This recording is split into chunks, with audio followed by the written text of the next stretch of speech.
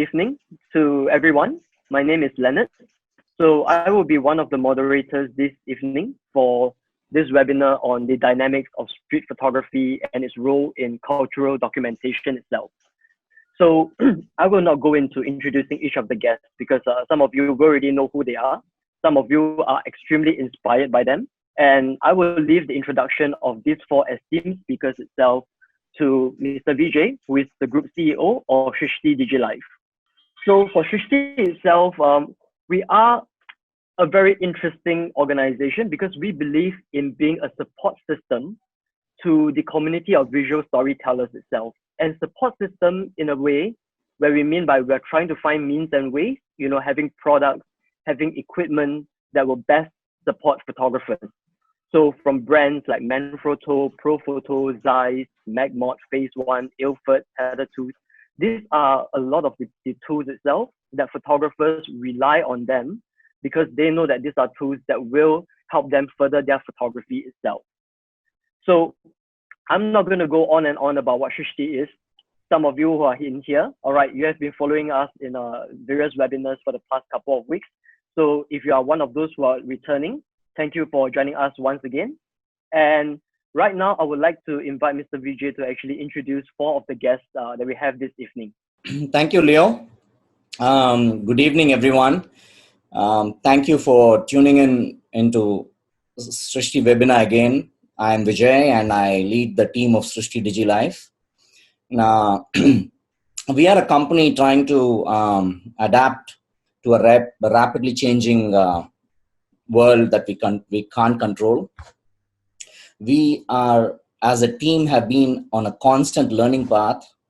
We have been evolving every day. We try our best to be a great support system for the entire community of the visual storytellers. That's who we are. Now, last week, I know a few of you wrote into us complaining the quality of audio on our first webinar. Please, that's our first webinar. Actually, we never had experience of running webinars earlier. We wrote back to each one of you to apologize. It has been a great learning curve for us as well. We learn from our mistakes and we try to get better. I surely want each one of you also to give us a feedback at the end of this webinar on your experience. Your feedback is really valuable to us. Now, in the past few weeks, we have been running some interesting topics on the Srishti platform. We spoke about photographic industry post-COVID as such, and then last week we had nature conservation. So today we bring yet another interesting and very useful topic, a topic that the entire humanity can relate to: street photography. Now, many photographers, many of them here today, have been drawn to this genre even before realizing that it has a name. And this helps us realize that this way of viewing the world is instinctive to some people. Now, what does street photography mean to someone like us, right? How important is its role in cultural documenting? Is there any? I feel that the answer does not lie in the genre itself, but it's an individual personal definition of it. It's a personal choice, but I may or may not be right. We all have different perceptions to it and different thoughts about it. Some may look at it purely with an artistic purpose. They try and convey novel emotions and feelings with their visuals. I mean, their higher purpose is to touch people with their art. That's what I meant. So to open the doors to their imaginations of feelings and giving up some memories and all that. Now, some may look at it purely from a social and cultural point of view. They try to visually impact the society by documenting life and the world as it is today for future generations. So their work intends to document, to show, to reveal the world, what's going on, what people do, and how people look like, what our entire generation may look like. So street is also about, you walk down the street and you start to see how society interacts through through the things that people wear, how people interact with each other, their mannerisms. I mean, not only people. I mean, if you look at the lot of other living creatures that mingle in our society, like dogs, cats. In India, we can also say a cattle. Cattle. We also have cattle. So to me, by documenting such rich culture, photography create windows into highly complex moment that future generations can learn from. Now, if you talk about India, India is a very young nation, but the country is actually deep rooted into culture and civilization. Now, there are so much to document in India. I mean, the feelings related to culture, festival celebrations. You look at gratitude to our village and farmers for their harvest that they come out with every year, and nature as such. There are so many things that we can bring to life through our visual storytelling. In fact, 2 years back when I started shooting, I remember someone saying, "Don't shoot what it looks like, shoot what it feels like."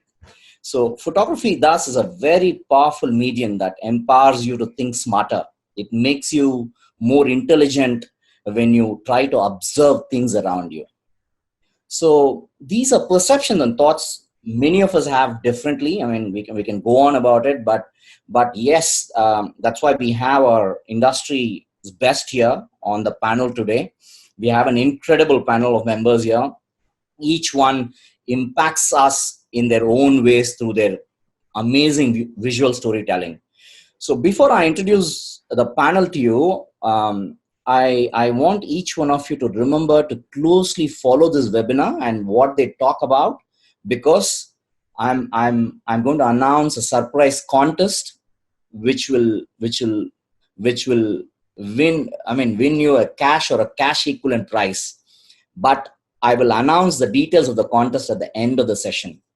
So let me quickly introduce our first speaker on the panel today, Mr. Dinesh Khanna. Let me probably pull out some facts about him. Dinesh has been working as a professional photographer for 30 years with an eclectic blend of commercial and personal work.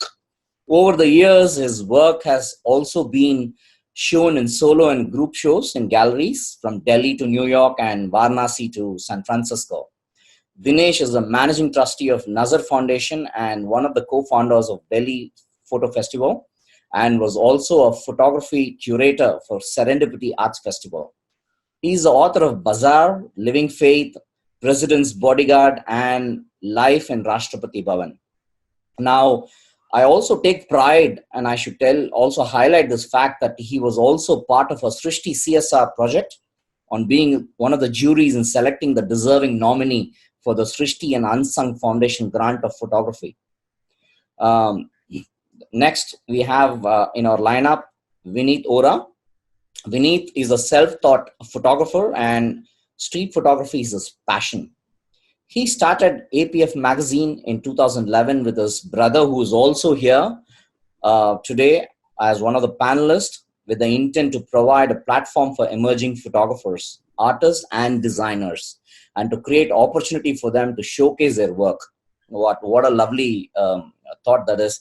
He's a Leica ambassador, the first ever Indian in the history of Leica, and he conducts workshops as a Leica mentor in the Leica Academy. He has been a part of various collective exhibitions in London, New York, Miami, Vietnam, Tel Aviv, and our own country of India. Next speaker on the panel, we have Lopo Mudra. Lopa is a documentary and street photographer and likes to think of herself as a student of world culture rather than a photographer.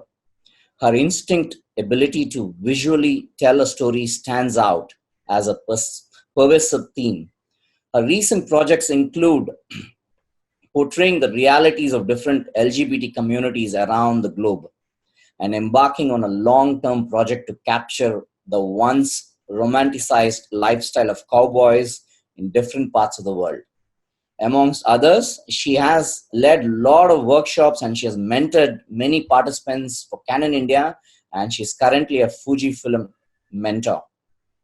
And the last panelist we have is Mr. Rohit Vohra. Rohit is a street travel photographer practicing his photography for almost 18 years. He is also the co-founder, editor-in-chief of APF magazine. He's a Leica Academy mentor as well. He's in search for many methods to read the city. His photographs are often about contact with humans and basic living elements. He personally likes street photography because of the uncertainty and the challenge. In 2017, he was placed number one among the top 20 influential street photographers. A warm welcome to all the panelists. Before we have some questions for the panel, and also before we take on some questions from the audience, the audience there is a Q&A box. You can continue to throw in your questions there, which will be addressed during the panel discussion. Now, let us first request the panelists to say a few words, and I would request Dinesh sir to probably say a few words about today's webinar, and also I think everyone has a lovely presentation to show us. Dinesh sir, over to you. Thank you very much. Thank you, Vijay. Thank you, Leonard, and the entire Srishti team for inviting me here. And I'm absolutely, totally honored to be part of the panel, which includes Lopa, Vineet, and Rohit, photographers who I have, admired and respected for their work, not just for the last few years, but since a very long time.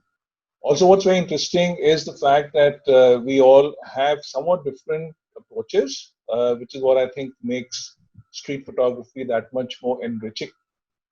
And that is hopefully what you will be able to see as we make our presentations through the next hour or so. Vijay, thank you so much for that really very, very, I'd say cohesive introduction about street photography. So I don't want to get into my own description or definition of the genre. I have been a photographer now professionally for 30 years. And fortunately for me, my father was a photographer. So I got to shoot from the early age of about 11 or 12. So that means this is probably my golden jubilee year for photography.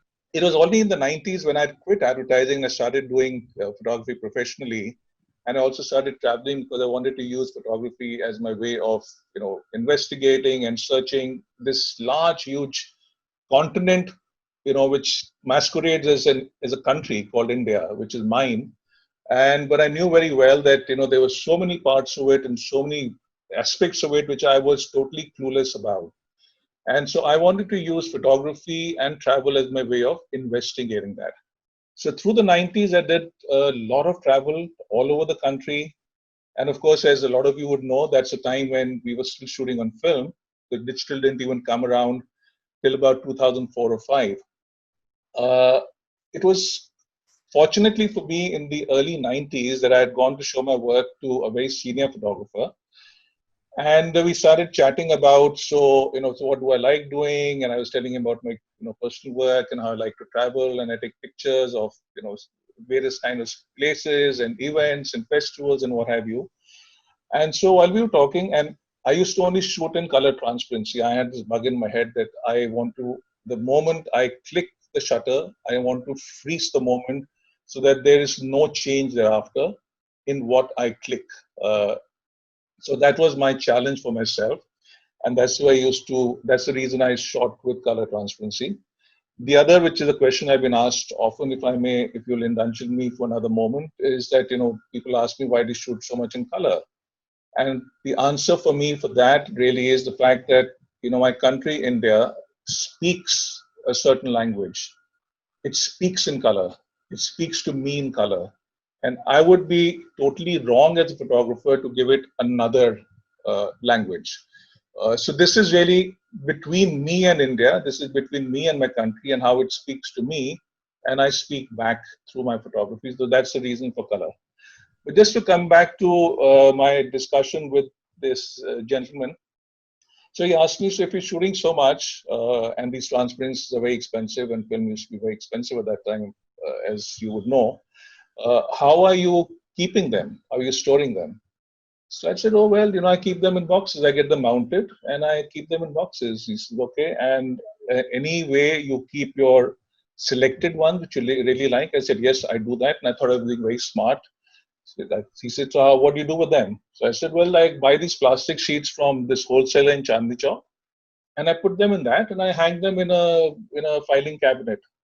She said, what kind of sheets are these? I said, well, whatever's available, whatever's reasonable, it's, whatever I can afford, I buy those. So he told me this, and this is, I'm talking about the 92, 93 or so. He said, listen, just remember one thing, that if you're going to be shooting in the streets of your country, and I was in my 30s at that time, he said, hopefully you'll be shooting for another 30, 40 years. What you will be doing is creating a visual document of your nation, of your society, of your culture. Whether you mean to or not, but that is what you are going to be doing. That is what you're doing currently. And that's what really opened my eyes. And he said that at least for the pictures which you think are important, which speak to you, make sure you get yourself archival quality, museum quality sheets and put your slides in that. And believe me, that's what I did thereafter. It used to cost a lot of money. I had to actually get them shipped in from the US because they weren't available in India at that time. And I started doing that. But that's the first time when I realized that, yes, I come to street photography like any other photographer because it's a game. It's a lovely game. It challenges you as a photographer because you don't have any control. And I really love that. I love the fact that I walk into a street or walk onto the ghats or walk into a mela, and there's this entire theater of life in front of me, which unfolds according to its own script, according to its own story, with its own characters. And I now have the opportunity to play director in my own frame and say, I'm going to put this and this character, while that character is relating to this architecture or this background or with the other character, in this moment and freeze it forever. That's my game. All right. But what I do remember very clearly since that conversation, and since, of course, I've done a couple of books thereafter, is the fact that these pictures are for posterity.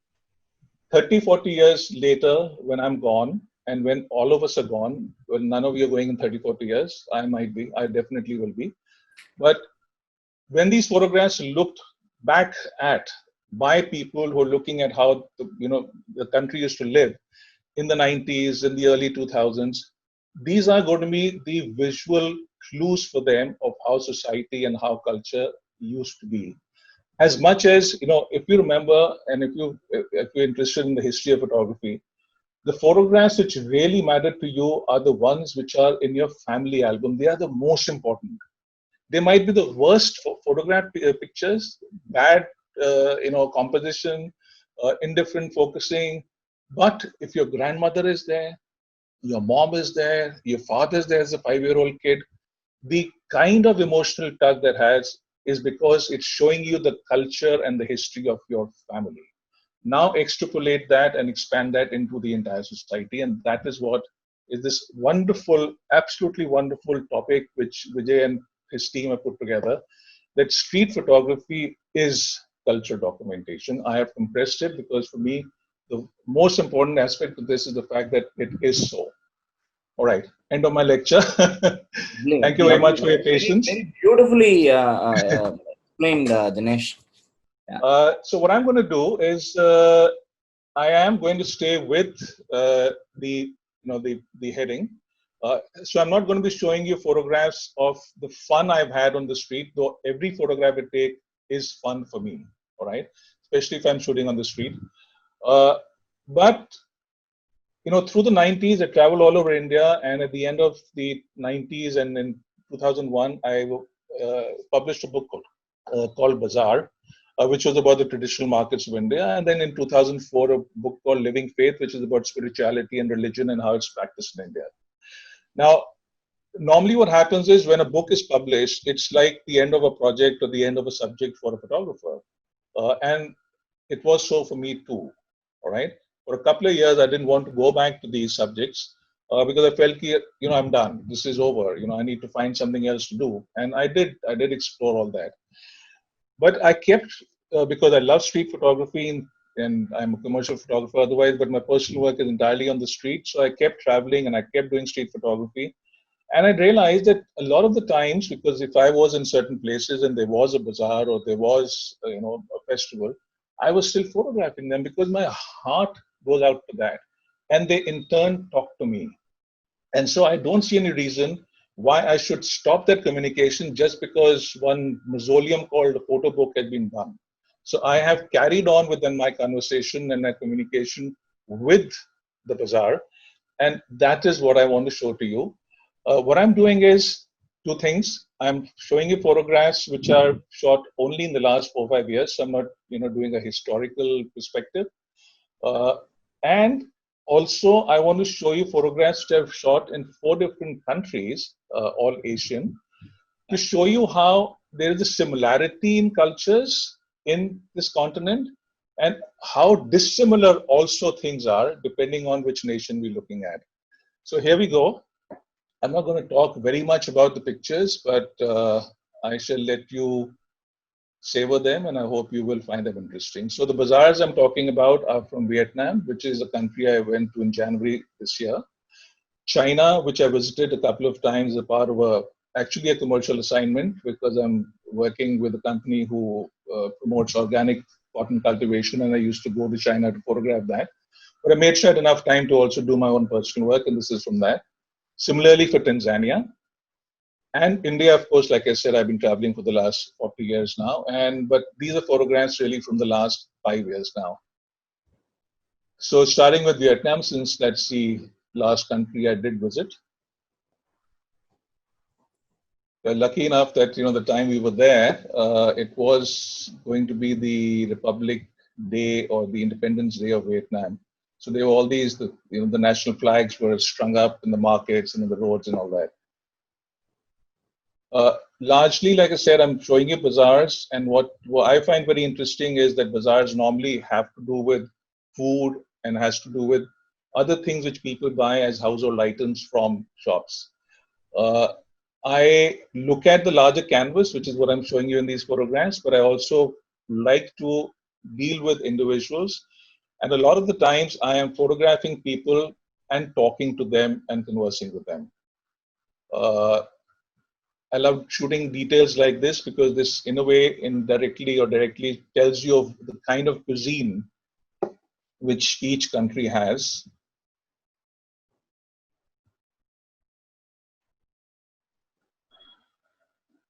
What is interesting is that the three cities I visited in Vietnam, these markets were mostly had women running the stores there.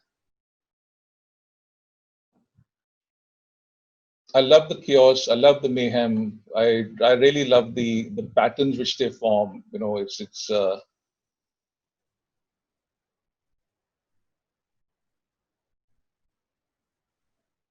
I love the intensity. It's a constantly changing milieu, and this is what I mean by the theater of life. For me, it's how people live every day. How they work every day, how they interact every day.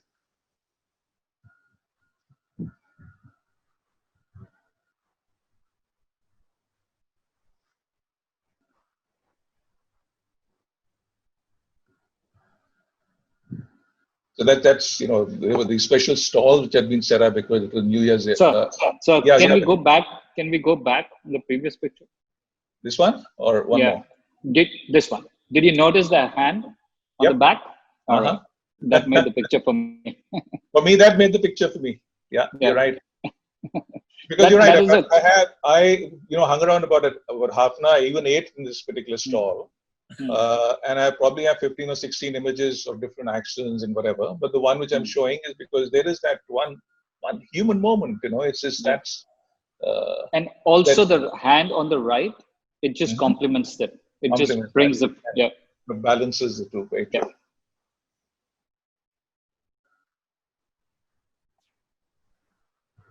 No, Vineet, and I agree with you on that point. It's no matter what the photograph content would be, its construction and its composition for a photograph to be shared publicly by me, as far as I'm concerned, has to be perfect as far as its aesthetics are concerned. Because the composition, the content, and the aesthetics are equally important.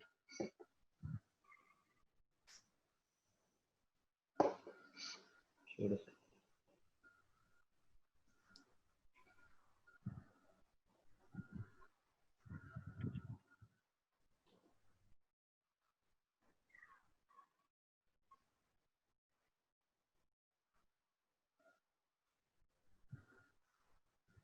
I love human eyes. I find them irresistible, and I include them as much as I can in my photographs.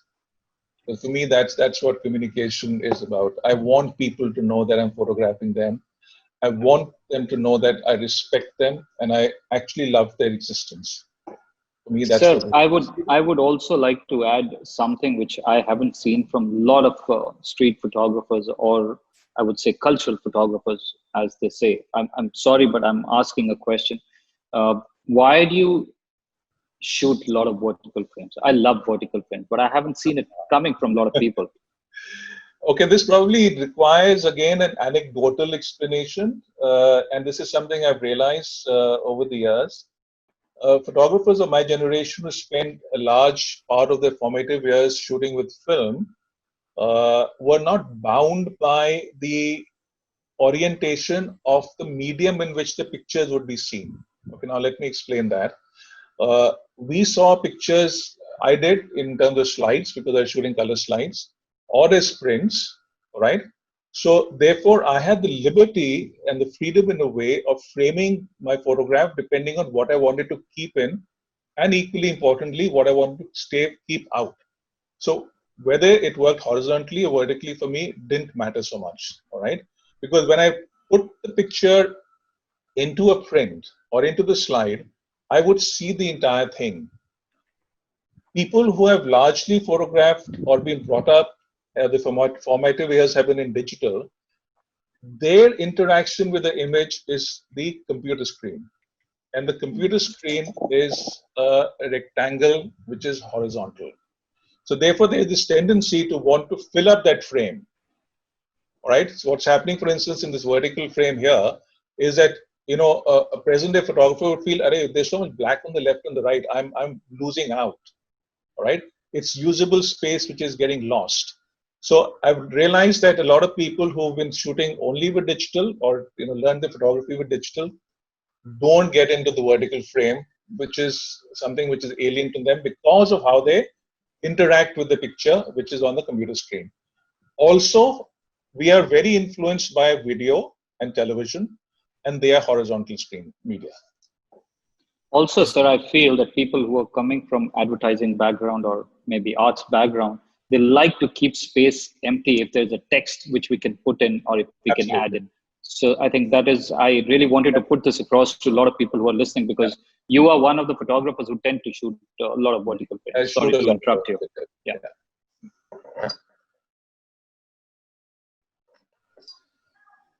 So moving on to China. And as you see, the point I want to make also in the photographs is look at the content of the photograph, both in terms of the products which are being sold, how they're being displayed, how they're being vended, where they're being sold, how people are dressed, what age group are they, what is the gender mix which you see. But that's how, my cultural documentation is happening.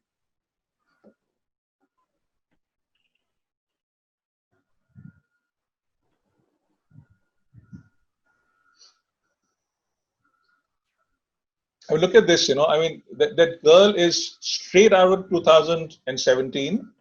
Yeah. And the old gentleman is straight out of the 1950s and 60s China. He's wearing a uniform which almost every Chinese person used to wear before, the entire economy was changed. This is the way that everyone used to dress in the 1940s and 50s and 60s. I mean, this is, as a cultural statement of, what generations have gone through in China. It's a loaded photograph, really. Yeah. Like photographs like this, Vijay, yes, Lopa was right. I tend to talk too much when I'm given the stage. So if I need to speed it up, please just, make some signal.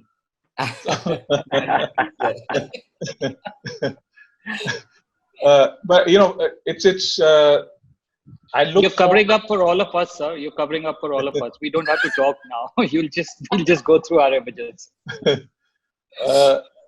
what is the gender parity or lack of it in various countries or various societies or various, regions is something which I am very curious about. I like to investigate that, and I like to, search for that, whether it's in the streets or whether it's in the melas. It's something which has always fascinated me, and a lot of my street photography has to do with, so what are women doing? How are they dressing? Are they very much part of the scene, or are they just 1 out of 10, people you see in a particular area?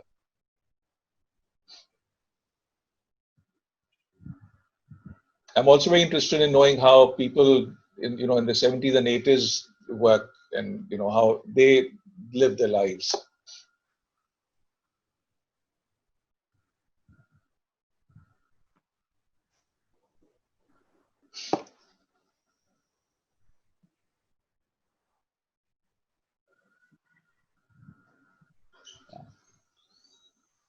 It's probably in the current times is a politically loaded photograph. There's so much talk about the wet markets, Yes, yes. China. So I don't want to make a political statement, but yes, this is a cultural reality for sure. Coming to Tanzania, you'll see that the kind of things which are being sold, how they're being sold, just changes so dramatically. The areas I was in, I was really traveling into the interiors where even tourists don't go, because tourists normally tend to go towards the game parks and all that.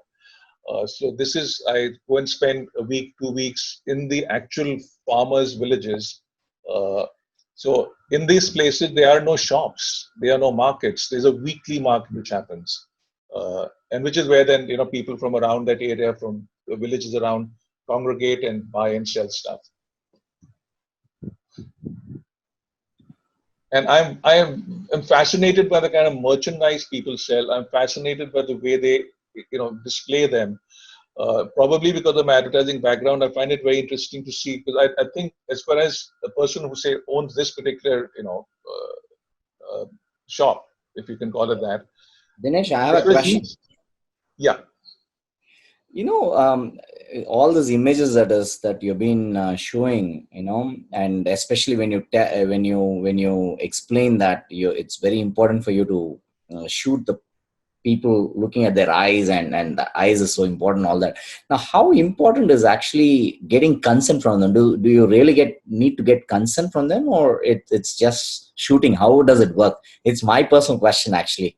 Whenever I approach taking pictures on streets, right, I'm sometimes very reserved. Should I go and ask them, or can I take a picture? How does it work? Okay. Two odd points, and I would request Lopa and Rohit and Vineet also to pitch in with their own experience, because it's a very important question you asked. I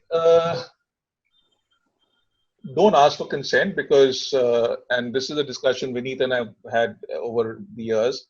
I do believe that street photography in its purest form is candid.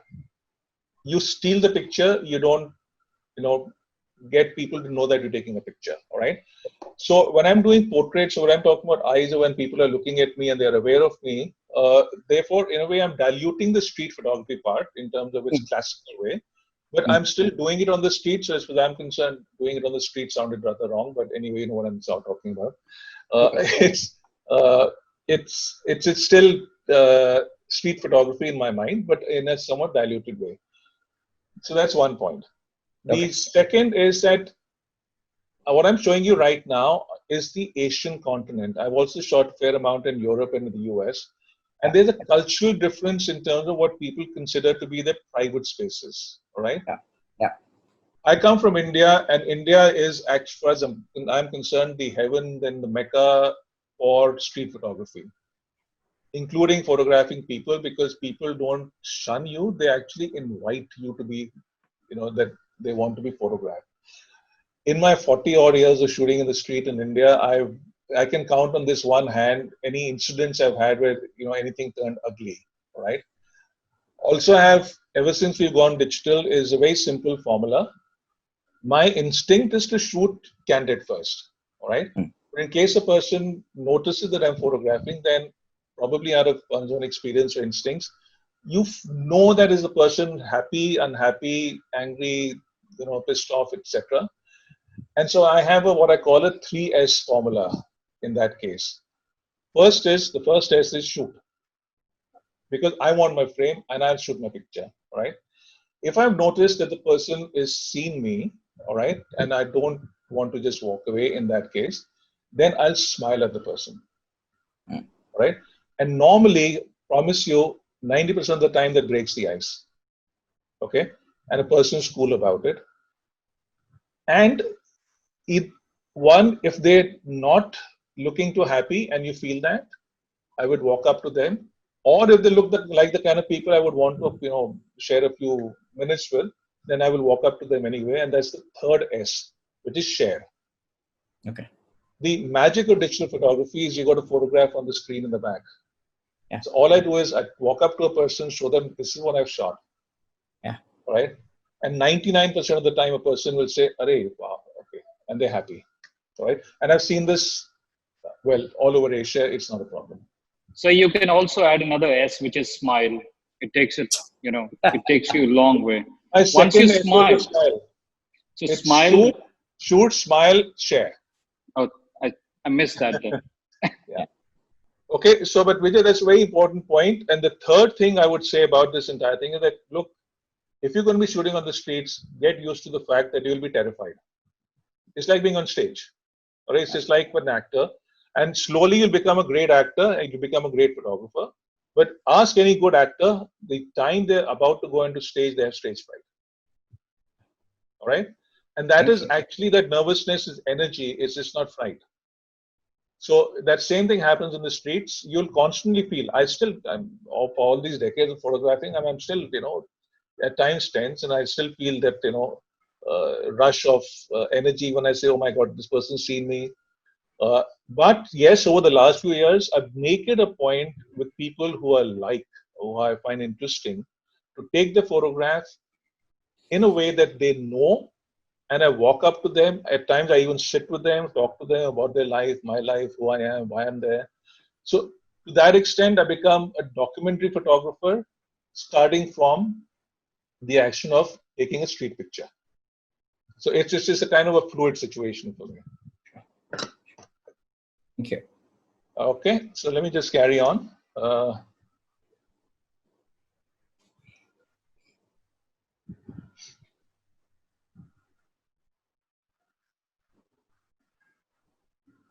So, like for instance, in Tanzania, especially in the areas which I'm photographing here, I mean, English is an unknown language, and I don't speak Afrikaans. But I promise you, photography is a language which works anywhere in the world. To body language and a person being at ease and not seeming guilty goes a long way. If you can, present yourself as a person who's not there stealing pictures and therefore stealing the person's presence in a way, not many people are going to take objection. The worst they say, no, I don't like it, delete my pictures. I delete my pictures. What's that? Think of it as a picture you never shot. Yeah, it's okay. Yes.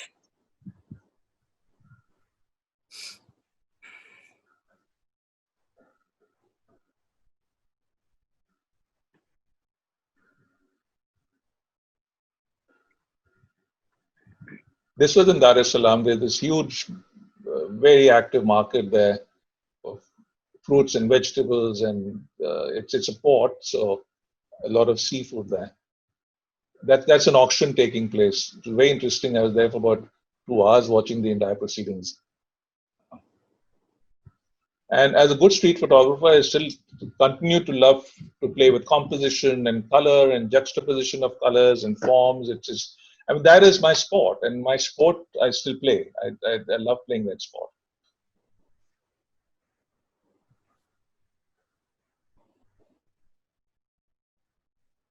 And coming to my last country, my own, which is India. So that's the kind of canvas I really love being.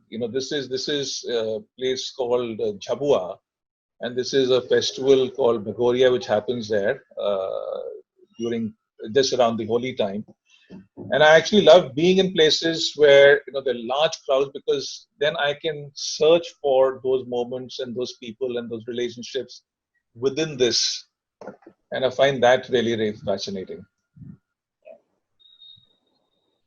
This is the Goa Mapsa vegetable market. Early in the morning, they're setting up.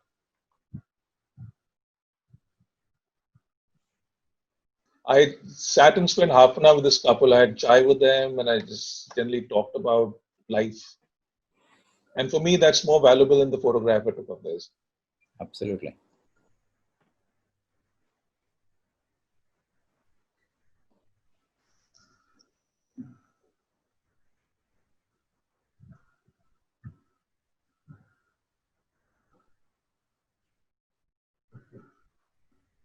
Like in this photograph, it's a very simple photograph, but what makes it for me is the look in her eyes.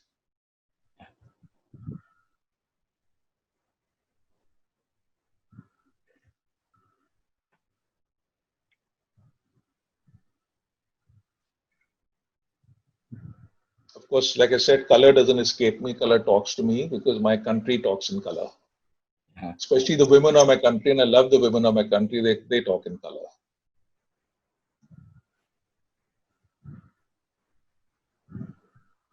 And see, the merchandise, the kind of colors, the kind of forms. You can see what price points this should be at. As a advertising marketing person, as a commercial photographer, I find that part very interesting and very educative, actually. Yeah.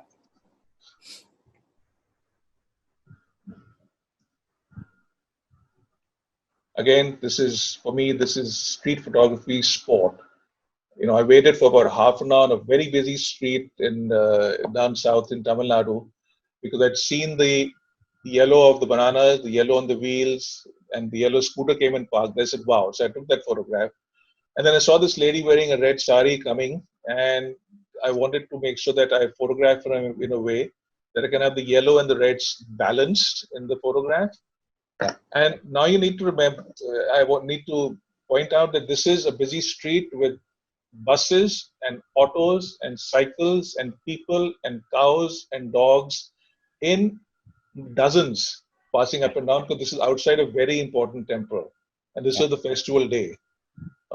So half the time as a street photographer, you know your frame, you've seen your stage, you know your characters, but the most important thing you need to do is to learn how to pray.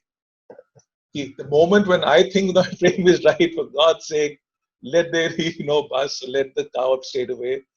And that, that which you feel when you get that, for me is the great part of the sport of street photography.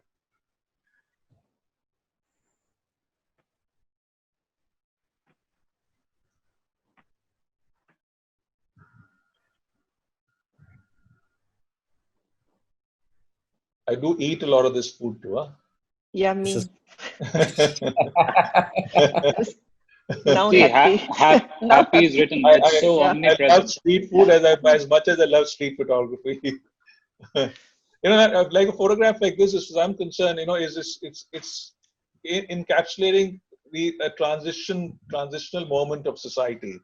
It's just the mobile phone, but yet she's wearing traditional sari. The sari is a very modernistic kind of design. If you look at the bags she's selling, they're not the jute bags that you would have normally found earlier.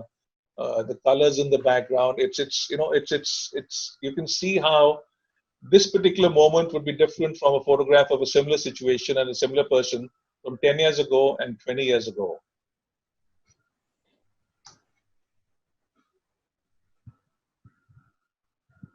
Whereas a situation like this probably hasn't changed for the last 30 years. The gentleman's the same, the sewing machine's the same, and the service he's providing is the same, probably right through his life. And that's as important culturally as the previous photograph story is.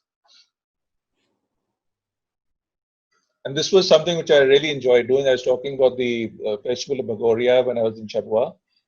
And one of the things which people really enjoy is to get their photograph taken. And so there are these small studios which are set up in these tents and things with painted backdrops. So the photographer there, I told him, listen, I'm a photographer. Can you please let me hang around with you? And he said, of course, sir, whatever, you come stay with us and be here. So I ended up spending about 4 or 5 hours there, standing next to him and photographing the people he was photographing the way he was arranging them. I wasn't in any way trying to meddle it because I didn't want to. I wanted to still shoot as a street photographer, but I wanted to get a sense of how a fellow photographer approaches studio photography. So this is one of those photographs. I've got an entire lot of them. And this lady is again also in one of those tents. She's about to get herself photographed. And there's the sheer exuberance and the excitement of that moment, that once in a year photograph they're going to get taken. As a photographer, I almost weep with joy when I see people reacting to photography that way, because if you see what's happened with most of us, with the mobile phone especially, photography is so omnipresent and so ordinary in its everydayness that there is no special moment, there's no formality left in photography. And to me, her expression and her sense of joy encapsulates what photography means to me. She's just so happy about being able to take that photograph, which she'll take a print, spend 20 rupees, and she'll take that print home and she'll put it up in her house. Thank you very much. That's all I had. Thank you for your patience. I'm sure I've taken more time than I was expected to. No, it was. We were engrossed. Thank you, Dinesh. Thank you so much, sir. Thank you. We will come back to you with we will have question and answer again. But meanwhile, we will finish off the presentation quick. I think we will go with Vineet next. Vineet, over to you. Thank you. I don't think there's anything left which I will talk about because Dinesh sir has already spoken about everything. So let me just start sharing my screen. As in addition to whatever sir has said, for me, when I was invited to do a webinar with photographers who are doing a lot of cultural stuff, I was thinking that whether I'm doing cultural stuff or not. But then I started looking into my pictures or digging deep into my pictures, and I realized that culture is something that you can't take away from a picture. It's an embedded profile. It's like a DNA of a picture, which is always there. So I started thinking, or maybe realizing, or wanted to tell all of you that for me, culture is ordinary. It is something which is there. It is the interpretation of yourself. It is also something which is socially transferable. Now, I wanted to pick up few words in which I could define culture, rather than just picking up a few pictures and just saying, okay, there is culture in this. I wanted to talk about what culture exactly is. So I was thinking of some words, and I literally started writing it down on the paper. And culture is something which is art, belief, custom, distinctive, explicit, fuzzy groups. Now, when I was writing these words, I started realizing that it has to be colorful. So I thought, let me make a rainbow out of it. And the colors were Vibgyor. So I've taken every alphabet from Vibgyor and I've started playing with those words, and I'll be talking about those words. I'm not going to talk a lot about it because I don't want to really get into the controversial aspect of those words. But wherever it's needed, I'm going to talk about it. So values. There's something about these values which are either visible in society or invisible. I want to explain through my pictures. I will talk about my pictures where it's necessary. So one of the pictures is from Singapore and one is from Malaysia. This is my style. I started doing street photography or photography per se because it was like a means of dialogue for me. I was communicating with people through this. Being a student from arts, it was taking too much of time. I thought, let me just work with available light. Let me carve sculptures from available light and make it instant. The best part about street photography is that at any given day, you don't know what you're going to get. So it was the spontaneity. Then also, the other thing which I really wanted to do from my photographs was try to have a dialogue with my audience, but to have a dialogue with my own self first. So when I saw this smoke and when I saw this ambience light, it felt very close to home that we also pray, but at the same time, it was a different kind of emotion which came into my mind when I was doing this. On the other side, well, you can see the wall at the back. So I do these kind of pictures, but at the same time, there is nothing which you can take away, which is the cultural aspect of the picture. This is India, and I'm always playing with compositions. I always play with echo. You see it. The minute you see the picture on the left, you feel that you are there. And there is something which is religious, which is happening. And these are the values which are, which we are born with, or maybe which have been inculcated by our parents. So every society has, its own shape and its own purposes. So being an Indian, this was something, folding hands is something which we grew up with. So when I saw this, everybody was in Ganges and folding hands and praying at the same time. It makes a bigger moment for me rather than just talking about cultural aspect. I was talking about the whole universe and culture being something which is there. So this is also echo of something happening in Bangkok and something happening in India.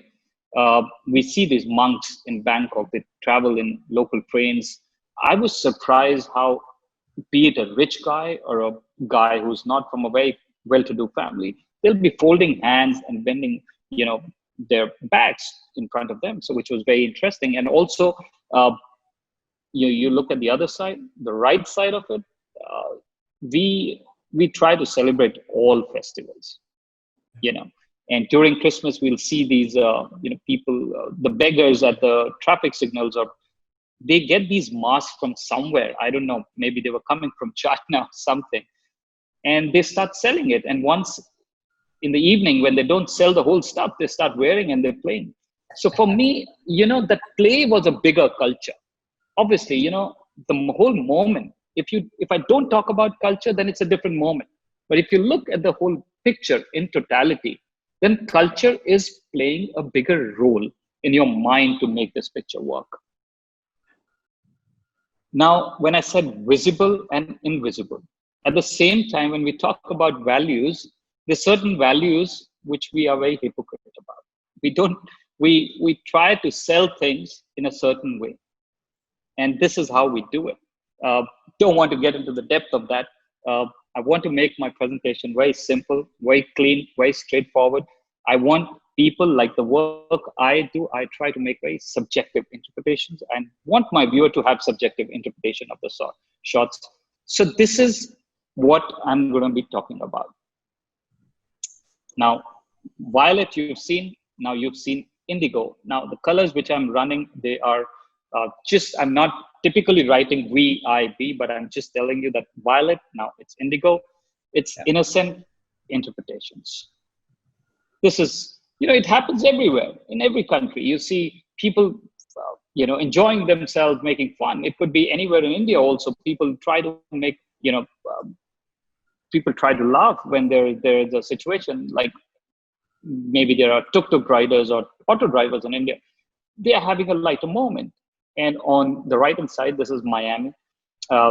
Everybody is having a lighter moment. But you can, when there's a detail which is in the background of the pictures, you can't take the culture out of the picture. I always say that it is about aesthetics first, then comes the background, and then comes the content. Now, background doesn't necessarily mean just the clean background or the red wall which I'm sitting against. Background is also what makes the picture. What is the picture the subjects are standing on? It is the stage. The background is the stage, and people in it are the heroes or your actors.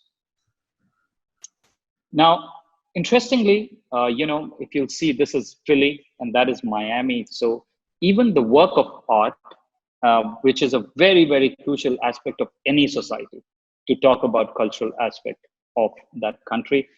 They have these painted. So this is what I try to show, the kind of work I do and the kind of things which I tend to see and how I feel the culture is playing a bigger role.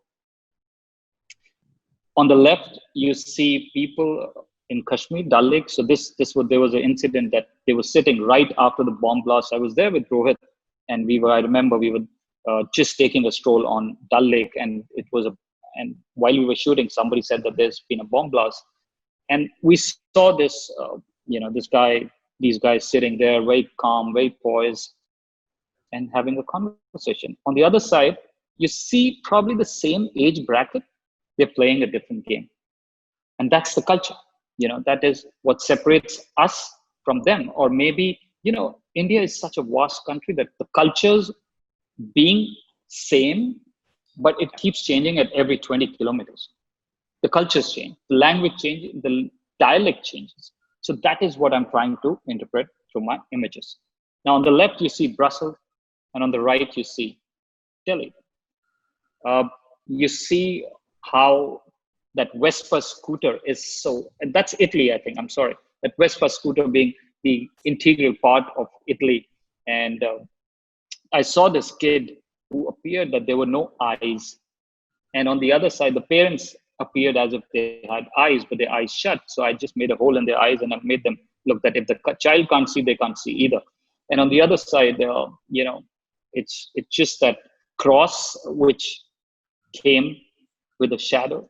And then this guy is trying to, or maybe appearing to try to hang himself. Belief or behavior. Now, simple things, how we play with echo. So I saw this guy at the Pushkar Mela on the left, made me feel that he's like larger in the life in the society and he stands out with those two, wheels, Ferris wheels at the back. And if you see on the right, there's a guy who's pushing the other guy, which is also culture with two Ferris wheels. So these kinds of things really fascinate me. And it also, while I always say that I'm a photographer, I still feel that I'm a learner of this craft. And I keep learning from everybody. I want to be a student rather than be a teacher.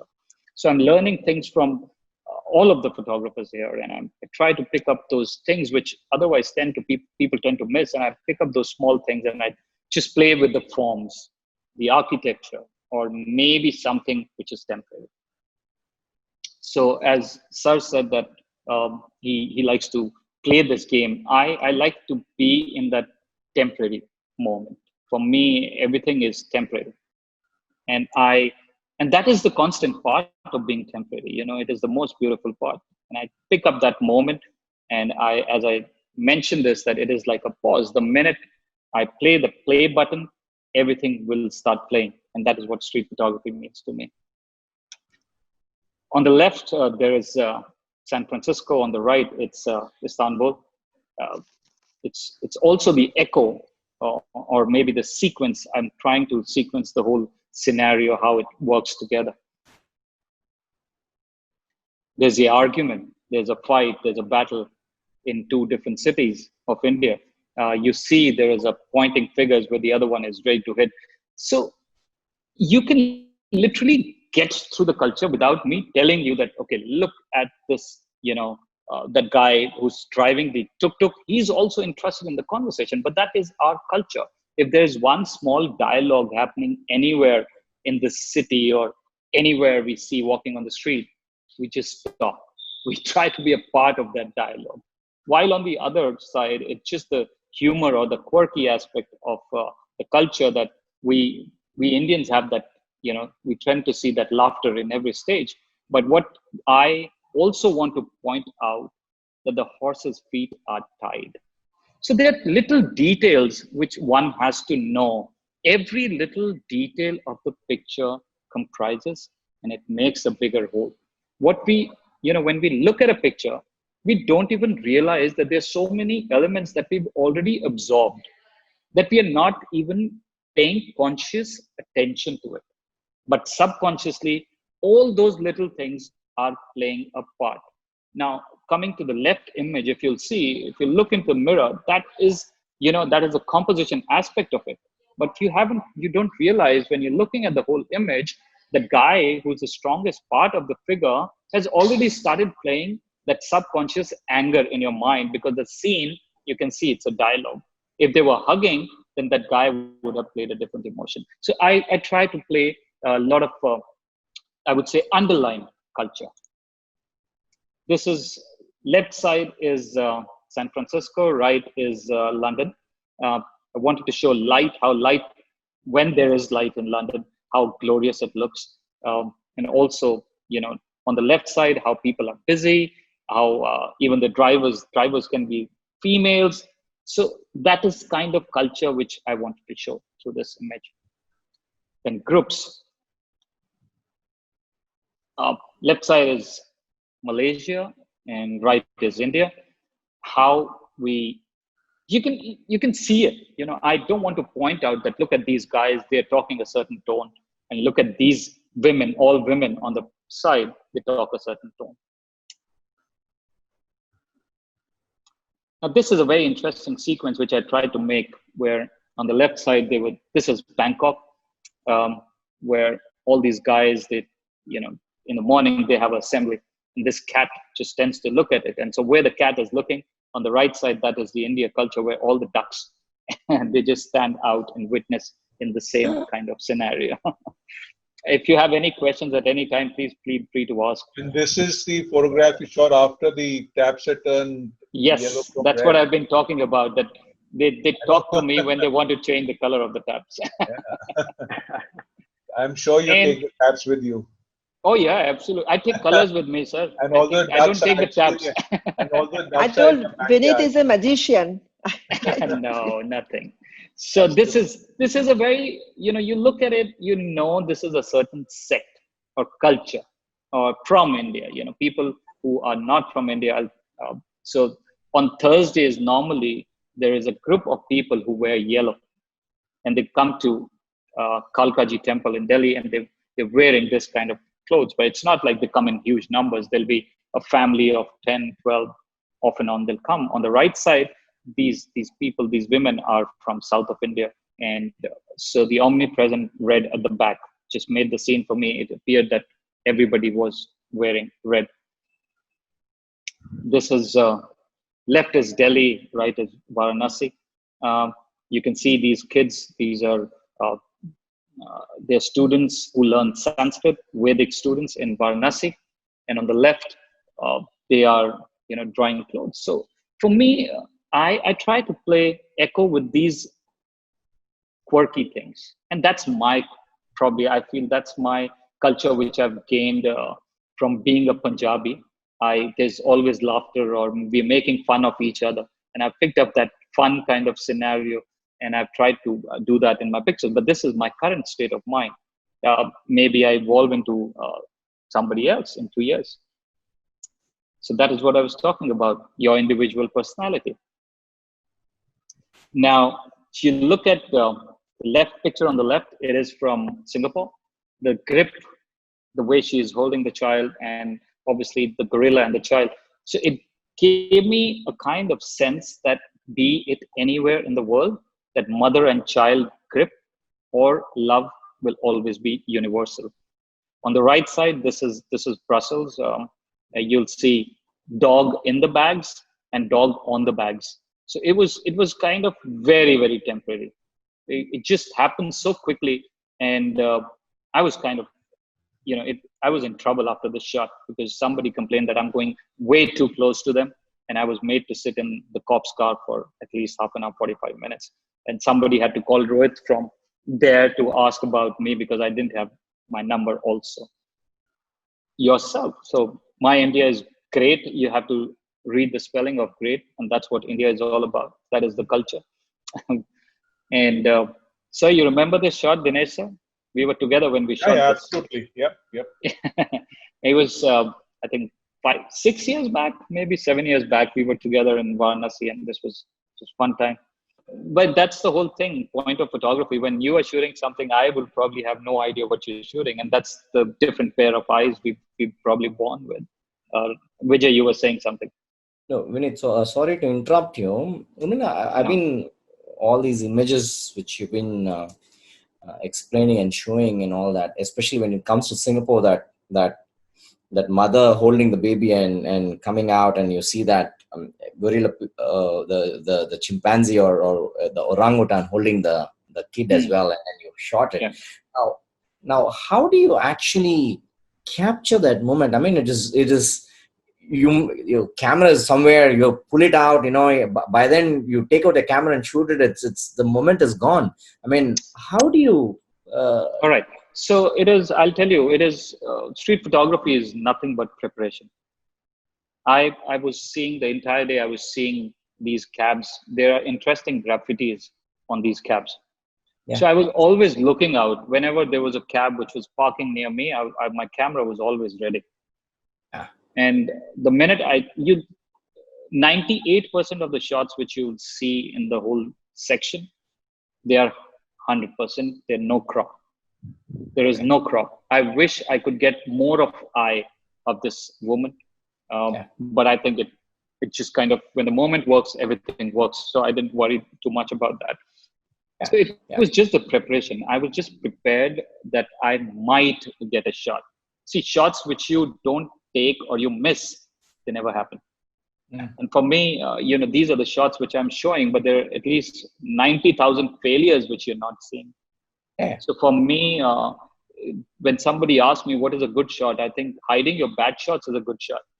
And today what you're seeing is probably what I'm showing, the best I have. So it's just that. The following slide, this one. Yeah. Now, when you shoot this picture, you have multiple shots taken on this, or it's just one single? So on both the shots, these are shot on, okay, I hope nobody is listening, but these are shot on Leica. And Leica, you can't shoot continuous for a long time, right? First thing. Secondly, if I had to shoot on a continuous mode, then I think I should make a video, a 4K video. See, there are good equipments where you can make a 4K video, and if you want a moment out, you can really get a print. But what is the point? For me, resonating with the shot, seeing what is really working means a lot to me. And for me, the left side was how the soul or a man has, 3 different personalities. And that white thread on his neck, so for me, the subjective interpretation is people are free to interpret how they want to, but for me, that it was, the head is cut from the torso and there are 3 different personalities which just pop out. And on the right, that is the enlightenment which he was looking for, and gets it. So the echo of the shot is also the kind of maybe the cultural aspect of it, which I'm trying to make a point. Any of the shots, anybody can see the contact sheet. I'd never shoot continuous. I'll have at least, or at the max, 7 to 8. On the right shot, if you'll see that bird shot, I just have 2 shots. I don't have the 3rd shot with it. Amazing. This Singapore again. So yeah, camera just takes a toll on, the mobiles have taken a toll, and it's everywhere. But what you don't realize, what she's taking a picture of, is that starry underwear on the right. So I also want to play with my aspect of it. So if I don't put in that value, then I think, there are any pictures. You take any picture in the world which you've seen till today, there is no way you can take the culture out of that picture. It is the DNA of the picture. You try to say that, okay, let's see the bus. Do you think after 20 years, the buses will have the same stars? Maybe not. Do you think people will still hang out in front of Malayan and get selfies or try to have that water? Maybe not. So it is also documentation of time. And that is what I've been doing. But also, anybody who's listening, I want to make sure, and I also want to tell them or guide them, that don't have this cultural influence to show in that picture. It will come. What you've seen, the whole frame as a totality, it will come. Ordinary. So I still, stick to what I said, that culture is very ordinary and observable. There is no way you can't take it out. For me, being an Indian, people will realize that there is always a missing poster somewhere here or there on the wall. And for me, it was really, really So I did a series about 8 years back, which is called, Missing. And I used to take pictures of missing posters and I tried to connect things with it. And for me, this guy, he was removing his T-shirt and I could not see the face, and the face was there on the wall. So I was trying to connect that way. And on the same time, on the right hand side, these color of the shutters obviously shows that there's a typical one of the religion background. Knife, he has to be from the butcher community. And then on the right hand side, that bird asking the question. So it is the underlying emotion which I'm trying to convey. And this is straightforward. This is Banaras for you. And what people do, I saw the color, the crimson in the morning, and that lady wearing the crimson on the right, it just kind of balances what we see or it is ordinary. Being in Varanasi, you will see these things every day. But are you going to see these things 10 years from now, 20 years from now? I don't know. Yeah. So that crocodile trying to eat that boat, and on the right side, cows and buffaloes have been a very, very important part in our religion, and how there's statues also, there's sculptures also, and how they're there physically also. And then this is people can question or argue that what is cultural about it. I don't know, about 10 years back or 15 years back, people used to cover their scooters with these tarpaulins, trying to cover it up in the color of the dog who's sitting there. Or maybe, why would somebody paint that black on their stairs and the dog sitting there? And the last but not the least, relationship to environment. Yeah. Left is London, right is Bangkok. How people, the smokers everywhere. Yeah. How kids are kids everywhere. That jump, that depart. I call this image on the left, it's departing of soul. And they both appear like there is a soul which is departing. Then there's something which comes together, and there's something which goes apart. Then the last image is how we are as humans in India, we're trying to reach to the bigger environment, which is the God, and the right, how we try to be a part of it. So thank you so much. This was a very small effort from my side and talk about culture. Thank you. Thank you. Thank you, Vineet. Thank you. And ma'am, next we will not take much time and ask Lopo ma'am to do a small presentation as well. What can I say about street photography in front of these legends? Better I not try. Just sharing some views and photos. When I visit a new place, a new country, invariably there are things happen all around. I walk down in the street and I start to see how society interact with the things that people wear, thoughts, and that talk each other, and their music, how they cook the foods, the way the community with they leave their house. So all this interests me, and I ask themselves, was it the same way perhaps 100 years ago? Will it be the same 100 years hence? So what I document through my photographs is capturing some candid moments in the present time, which may perhaps serve as the reference for the future. This is part of my series on Day of the Dead celebration. Among Christians, especially the Spanish background, they are doing this way. They are involves dressing up as deaths and singing, dancing, and celebrates life this way. It's a beautiful frame. Beautiful frame. I cover these festivals in USA, Texas, and in Mexico. This is from Oaxaca in Mexico. Lovely. The face painting is a process and some helping hand. And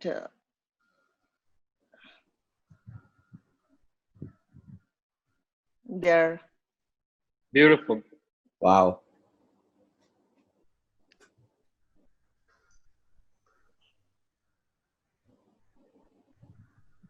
This is a fantastic image again. Thank you. Beautiful, beautiful. This is the state of Oaxaca. And during this day of the death, the sleepy little town wake up, and this type of colorful costumes and Beautiful. I You're just the try first, to get.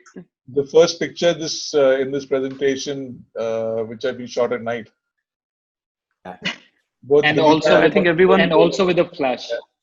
Yes, I think this everyone one. had questions that nobody shoots at night. I was reading one of the questions, so that should. This is I use the flash. Yes. which is absolutely allowed. I mean, Beautiful. there's nothing wrong with that. Yeah.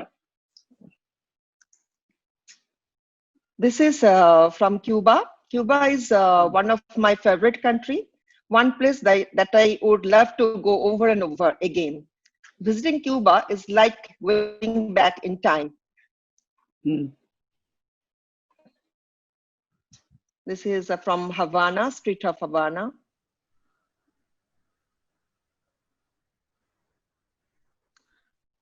This is a young girl. जैसे कि जब हम लोग इतने छोटे थे size में, so our जो दुनिया जो है हम लोग यहाँ से ही देखते थे. जब height, जब हम लोग का the safe position, the mother's leg, and Yeah, this is the safest position in the world. yes. Evocative picture. And they have lots of time and family. They are gathered talking each other.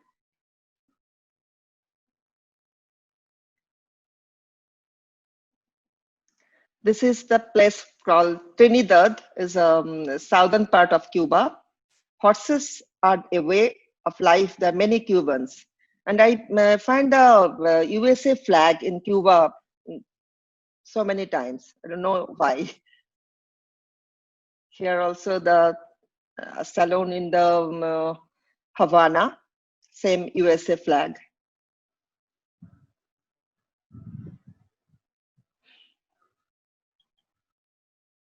Beautiful. So beautiful. Absolutely. As they have no internet, so the young kids are more involved in plays and park. Wow. This is my favorite. Again, beautiful. Lovely. Beautiful. Thank you. I don't even know how to shoot such a picture. It's so fabulous. No, really, I've been watching. I don't know what she has done. It's a simple, slow shutter speed because there are some, my husband and my friends are there. So I just see how can I differentiate my picture from them. So just I slow my shutter and just. Brilliant. Just for people to know, her husband is also an amazing photographer. Oh, I didn't know that, Rohit. Yeah. He's a very good photographer. Even the young people have lots of time, so they dance and their partners. And this is the salsa dance.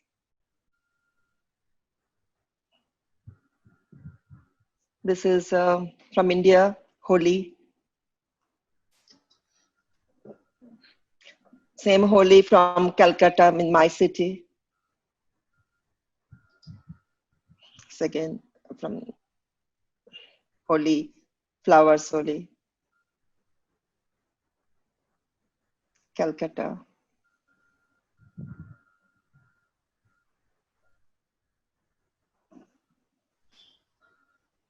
Beautiful.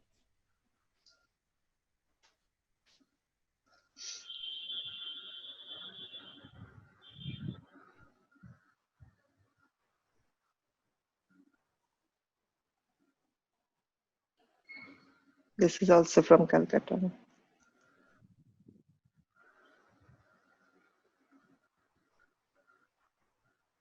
Very, very strong images. Mm. This is a market, flower market we call, from Calcutta. Wow. Beautiful. Beautiful. The street from Istanbul. Mm.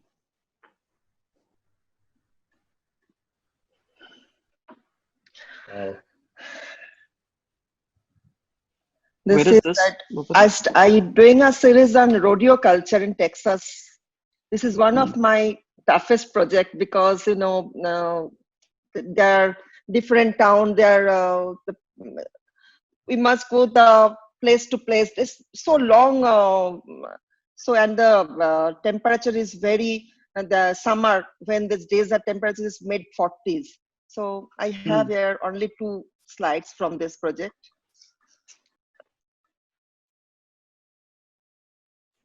Sometimes मुझे इसके ऊपर भी चढ़ना पड़ता है तो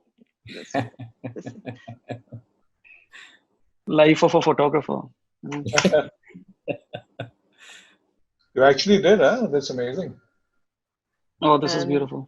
मैं LGBT के ऊपर भी कुछ काम कर रही हूँ तो उसका एक दिस इज न्यूयॉर्क में एक बार में तो उसका एक Where is So this? I also like to add that all the colors, which is the rainbow color, is just popping out of this frame. So even if you don't even say that, it just says LGBT. This is such a wonderful thing. Yeah. Where is this shot, Lopadi? It's a New York. I think this it's a bar in the Queens. Oh, okay. And so very difficult to go inside, you know. लोग तो allow नहीं करते. मैं बहुत कोशिश करके किसी को बोल के इसके अंदर गया. You use your charm to go in. पूरा night wait किया उसके बाद. Excellent. Beautiful. And this type of pictures, for Indians, it's a culture shock. So we are always ready to take this. कभी भी कुछ हो सकता है, लेकिन ठीक है, ले लो. In Calcutta.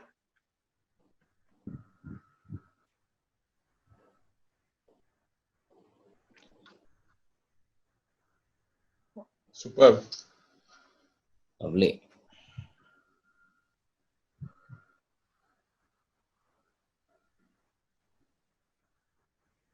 This is from Kerala, Thayam.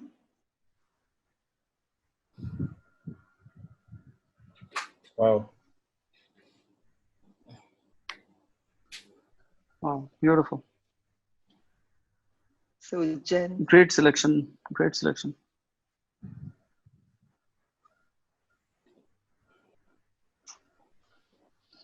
Thank you. Lovely, man. Lovely.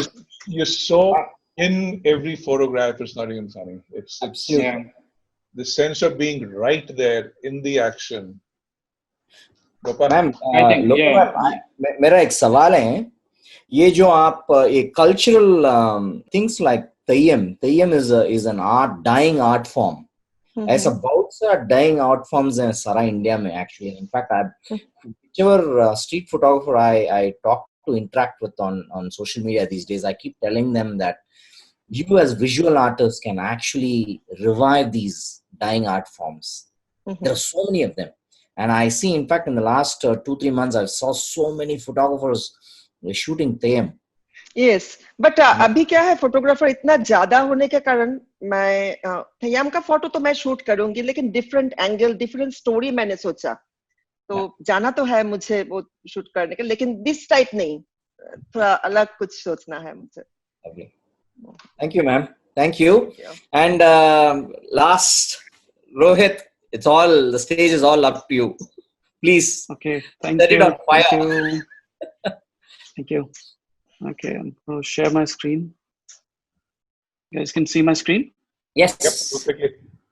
Yep. Well, I think, hi, my name is Rohit, and I think everyone has basically covered everything. Beautiful presentations.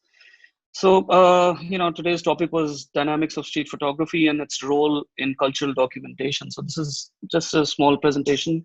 I'll go by quickly so that I know We have taken a lot of your time. So thank you for hanging in there, guys. To understand the dynamics of street photography and its role, we need to first understand what's a great street photo. A good street photo is the one that has an emotional connect with the viewer, whether it brings a smile, makes you cry, sad, laugh, or just makes you think. Purpose of a photograph is to create a memory, to steal a moment in time which you can connect with. So I was thinking about when the topic was given to me, I was thinking and I thought, like, let me just write this down so that you guys can read it as I go through it. In this hyper sharing world, more photographs are being taken today than any time in the past. Photography is probably the most understood slash misunderstood language in the world today. So its role becomes really critical because we are conversing with people through our pictures. Our photographs sometimes travel to places that we personally can't. So once you've posted the picture on a social media, Facebook, Instagram, it has its own life. So which you cannot, as a photographer, control. Everyone will see it and interpret it differently, and so it's photograph is the way we talk to people. So it's such a it's become a language today which is understood and misunderstood at the same time. So what we are doing today will become a part of history someday, so I'm just showing you a few of my pictures and why it's important, because we might not see this 10 years from now. Just some pictures. This is shot in Delhi. The previous one was in Pushkar. This is in Calcutta, Lopo Mudra, this city. This might not be there in 10 years. I mean, the local akhadas where this still, I mean, people have modern gyms now. So there are very few people who are taking part in this dying, sport. So what we are doing as street photographers is recording time, recording history in a way. Photographs are often the best way to document realities, even better than writing or storytelling, which only comes close to showing reality. Writings tell us about a situation, whereas photographs show us that situation. So, with photographs, what happens is you're able to take a person there. It takes you to that story. You don't even have to write, like a caption or anything with street photographs. It just takes you to that place. And for example, it's very difficult to describe it, or where you were. Once you see the picture, there is an emotion that you feel, and that's what a photographer really does. Or for example, this is a bus stop, and I don't know if bus stops like this will still exist, or will you have lamps on the road, and the bike is parked which looks similar to the lamp, and the guy waiting at the back on in the bus stop. Or this guy sitting in his he's sitting by the window and sipping his tea. This is Jodhpur. Okay, so photographs help us look at our past. It's one thing to read about our past or culture, but another to experience it through pictures. We learn to see things before we learn to talk. Eyes or vision is one of our most used senses. So when a kid is born, he starts to see things before he starts to even feel or any other experience that you would, he expresses himself with his eyes. He sees things, and that's how he talks to the world. And I'm just going to tell you how, like, for example, Google sees an image or a bot sees an image. If a bot sees an image, he sees a picture and he says, lots of bald men, one looking back. The same picture, when seen by a writer, he describes it to the other person. He says, there were lots of people sitting together on the banks of Ganges with their heads shaved off. The mood was pensive as one man looked back. So the experience of somebody telling you something versus actually seeing it is very different. So as street photographers, we are not just taking pictures which are street, but they're also in a way telling you about culture which might change with years to come. You connect with the scene better when you actually see the photograph. The emotions are different. Google's and the writer's description feels like a second-hand copy of the original scene. It can come close, but never match the reality of a photograph or a video. This is Bangkok. Beautiful image here. Lovely. Beautiful. Thank you. Whoa. This is Varanasi.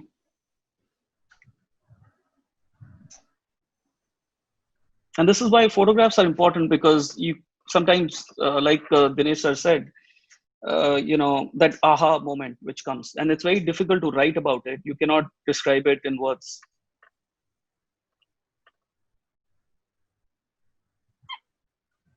This is Holi. So photographs help us see the present. As we speak, the only teleportation device that exists in a photograph is a photograph or a video. I'm sitting here in Gurgaon, India, and you can see me, and I can see what you look in the present. Not only can you see me, but form opinions about me by looking at my photographs. So photographs not only play a role in telling us about our past, they also show us our present. This is what is happening today, or this is what is going on right now. Different emotions. The kid is crying, having a packet of chips. The mother is smiling, the girl looking up. This is Singapore.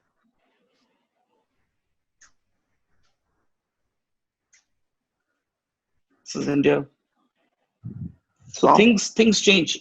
So this place is not the same now, what it was a few years back, because they put like iron grills now. So everything changes. So what we are doing right now is also like, what we are doing in the present will actually change in the future. So it tells you this is what it is right now. And photographs also help us predict the future. It's through photographs that we take today of people, of ourselves, of our architecture, that helps us understand where we are going. We are able to make calculated assumptions about our future and our race. So photography is very important when it comes to predicting the future. The clothes that we wear, the way we behave outside, how we interact with our surroundings, our roads, etc. Everything recorded today becomes a document for the future. It helps in forming opinions. It helps us engage. It compels us to not only look, but also act. This is Pushkar. So this is what might be our present, but this might be our future, in a way.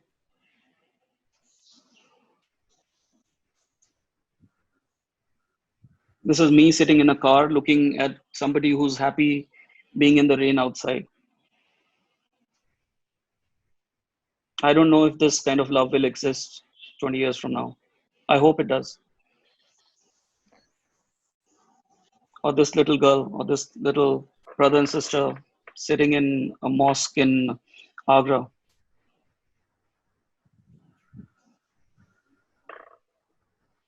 You can clearly see it's a different religion.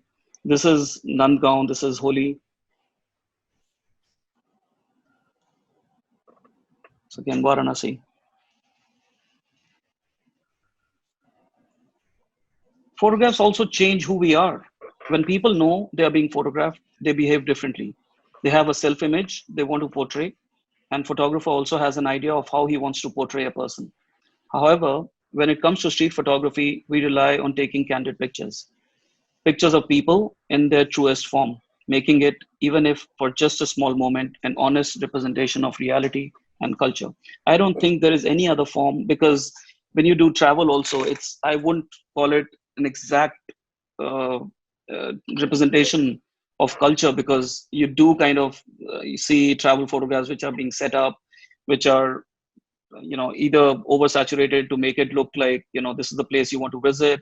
So it's very different from what reality is. So what street photographs do is actually show you the truest form of reality and culture. This is again a train station, a mother saying goodbye to his son who's leaving for the hostel. And this is how it works. So I posted this picture on social media. I got a message from someone saying, that's my son, and those are my hands. Wow. And this is from Bangkok. So whatever you're doing right now, you don't know what you're capturing, and you will often find people, they recognize themselves in your pictures and they get in touch with you, and which is, I think, which is beauty of photography. This is in Ujjain, Kumbh. Very lyrical. This is in back lanes of Delhi, Old Delhi. Because you don't set it up, you actually get the actual emotion with street, and also the truest form of culture. Photographers often speak to their viewers in parts by what the photographer declines to tell the viewer. By instinctively hiding some information, viewer is forced to assume and form their opinion.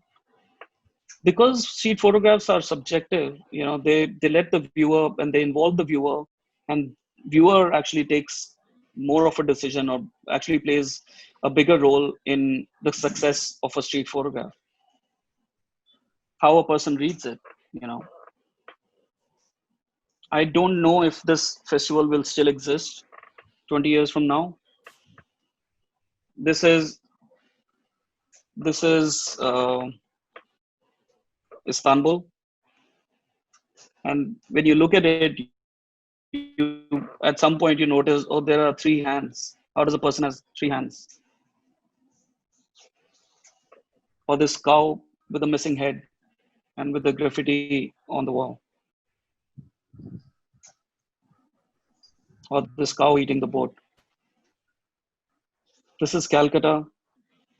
This is just a poster on the wall, and probably the only picture which I have in the series which is shot after 6 p.m. Vineet and I don't shoot after 6.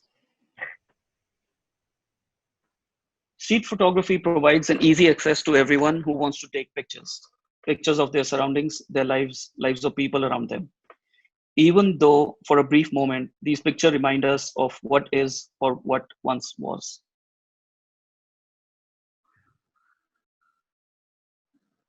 This is Bangkok. Great. This is just people waiting somewhere. I was also waiting. I took out my phone. I took a picture. It's one of the 10 Indian days. railway stations. This is, sorry? Is it one of the Indian railway stations or it's some other place? No, this is actually National School of Drama. Parents are waiting for their kids to come out. I was waiting for my son to come out. 10 days later, they painted the whole wall, so it's now plain. So I'm glad I took a picture. What fabulous juxtaposition. Mm. This is our Gurgaon.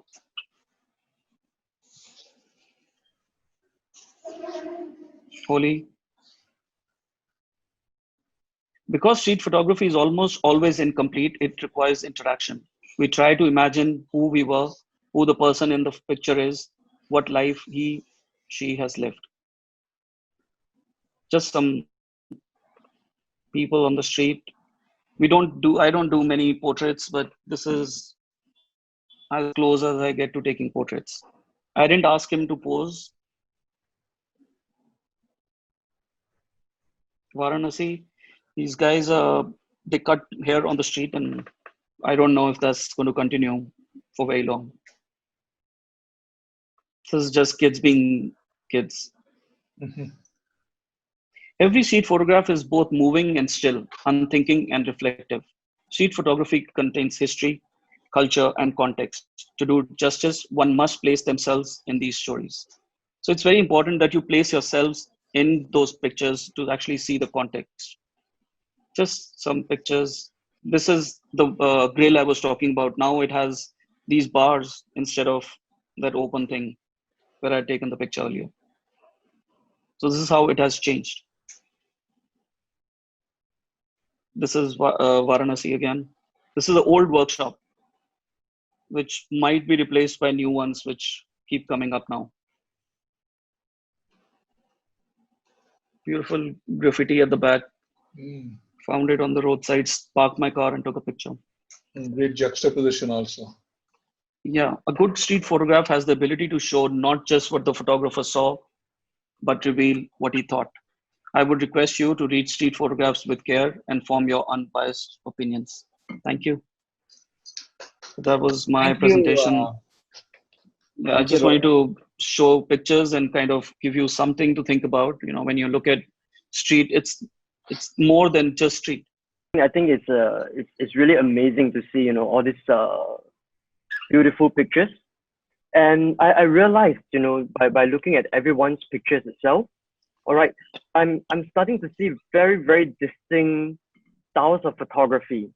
Like for Dinesh sir, correct me if I'm wrong, all right, but it feels like you're always a little bit further away from the subject. You place a lot of emphasis on the environment itself. There's a lot of importance that you place on where the person is, how the place is like, and you want to bring that experience to the audience itself. You're very focused. You have very little layers in your pictures. You're very straight to the point itself. And for Vineet sir itself, your pictures are humorous. It makes me laugh, and I think it's so positive, to see pictures, to be able to find humor in day-to-day life. Whether is it from animals itself, that seems to be a recurring theme through your images, and your proximity to the subject. I mean, that's very admirable as well, and how you actually see the different layers. All right, um, uh, in a scene itself, you're able to see different layers, and how each and every one of these layers work together or contrast against each other. I think that's really beautiful. And for Lopa ma'am, I mean, your eye for color, your eye for contrast, I think that's amazing. Being able to see colors and contrast, being able to see how lights are playing with each other, light and shadow itself. I think that's really amazing.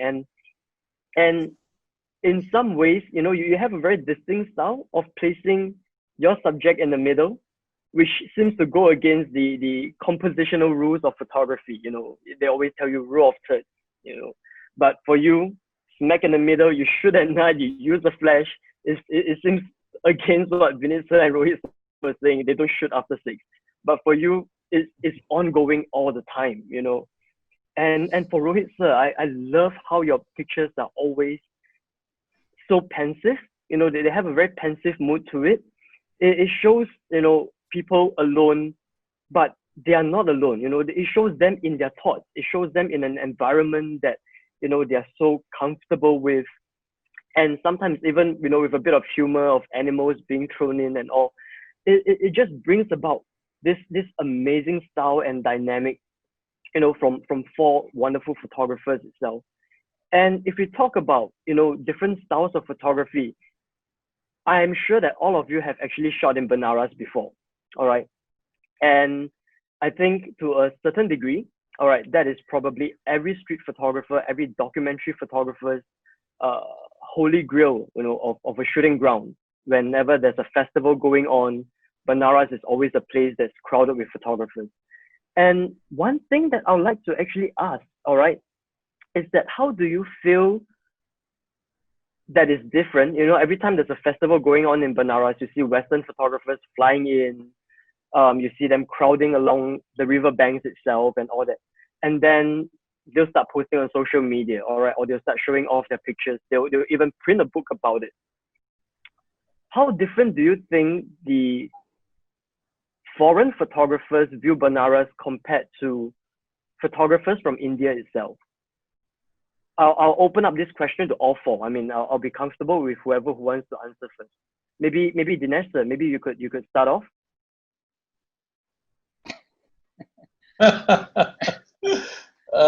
That's a very large. You look like a foreigner, sir. That's why he's asking you. Exactly. I mean, the way I shoot Banaras is going to be different from the way that all of you have shot. That's for sure. But I just want to understand how different do you think how differently do you view Western photographers or foreign photographers? Let's not say Western, foreign photographers documenting Banaras compared to how the local photographers like yourself, Lopa ma'am, Vineet and Rohit sir, how differently do you think they do it? Okay, Leo, I think you're making a distinction of two kinds of photographers, which is foreign, which is therefore non-Indian to my mind. Yes, The yes, other, you're saying local, which is Indian photographers. exactly. I like to make one more distinction, which is Sure. foreign, which is non-Indian. But within the local, there are photographers like us who go to Banaras as outsiders, Okay, and in a okay, way are foreigners to the culture of Banaras, because Banaras okay. is a very distinctive culture of its own, which, as far as I'm concerned, we don't find in any other city or town of India. Mm, And then the third kind really are people who are from Banaras and who are therefore photographing Banaras from the inside. And we all are lucky enough to know some of those photographers. And if we were to see their work, it would be somewhat, if not distinctively different, even from ours. Right? I've been going to Banaras for the last 30 odd years, but in my head, even for a specific as a project, since 2006, if that's 14 years, I've been going there about 25, 30 trips already. And hopefully I'll, self-publish a book in the next year or two on that particular thing. So coming back to the question which you asked, a foreigner, non-Indian, will be blown away by the uniqueness of Banaras. And I feel unless they spend time, if they're only there for a few days or for a week or so, uh, it is a very photogenic city. So you are able to capture something interesting or different or unique or controversial wherever you point a camera virtually. All right. And I think that is what tends to happen with people who are there for a short time, and especially if you're not very conversant with the way the city actually lives. And on Then the coming, also, what I've noticed is I've seen some of the photographers just freezing. First 2 3 days, they just get so overwhelmed. overwhelmed by the place and the action and the Place and and also some people I know that they say that this city calls them back again and again. And I'm talking about foreigners. Being an Indian, that city calls me again and again. And I probably would vouch that for all of other photographers who are sitting here. That place has something magic, totally. Uh, Foreigners, I also know foreigners whose pictures I really look at and I really admire. That what we could not see, he as an outsider saw it. Now, that also depends because for us, some things are things which are happening every day. And we tend to overlook that, oh, this is a part of our society. This is just a part of us, and I don't even have to look at it. But at the same time, these foreigners, they pick up those things and shoot, and they make a lot of interesting pictures. So I think it is just about eyes. It doesn't matter if you're a foreigner or an Indian. It is also the baggage that we carry as a photographer, as a person, that makes us take those pictures. But at the same time, I feel being an Indian helps us a lot because if there's a situation, we can talk it out. Varanasi is the living ancient city, the living, so it's the oldest city in the world. It's a living. So I think we should see some pictures from Varanasi. Sure.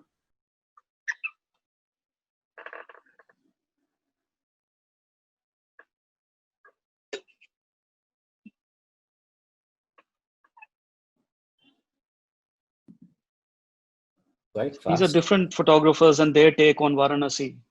Yeah. This is Vineet's work. Yeah. And I think it's pretty amazing, to see the different styles itself actually come into play.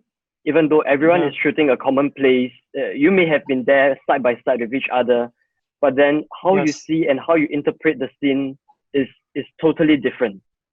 absolutely. Absolutely. And that's what makes the place so unique and an experience which it's very hard to forget. Varanasi is a beautiful place. It is. It is.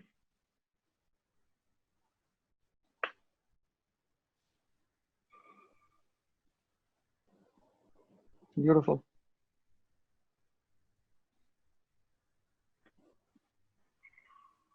This is how everyone sees differently.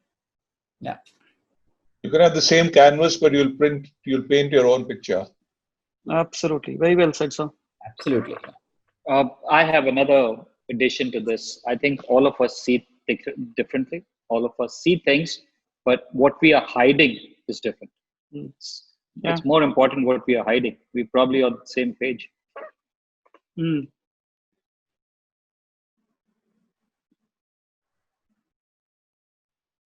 And probably if you next time, if there's anything, four of us, if we have to show Jodhpur, it's going to be a different It'll be very scenario different.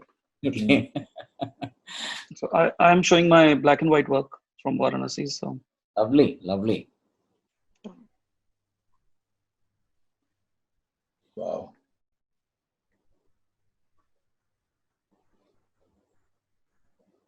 One of my favorite photographs of all times.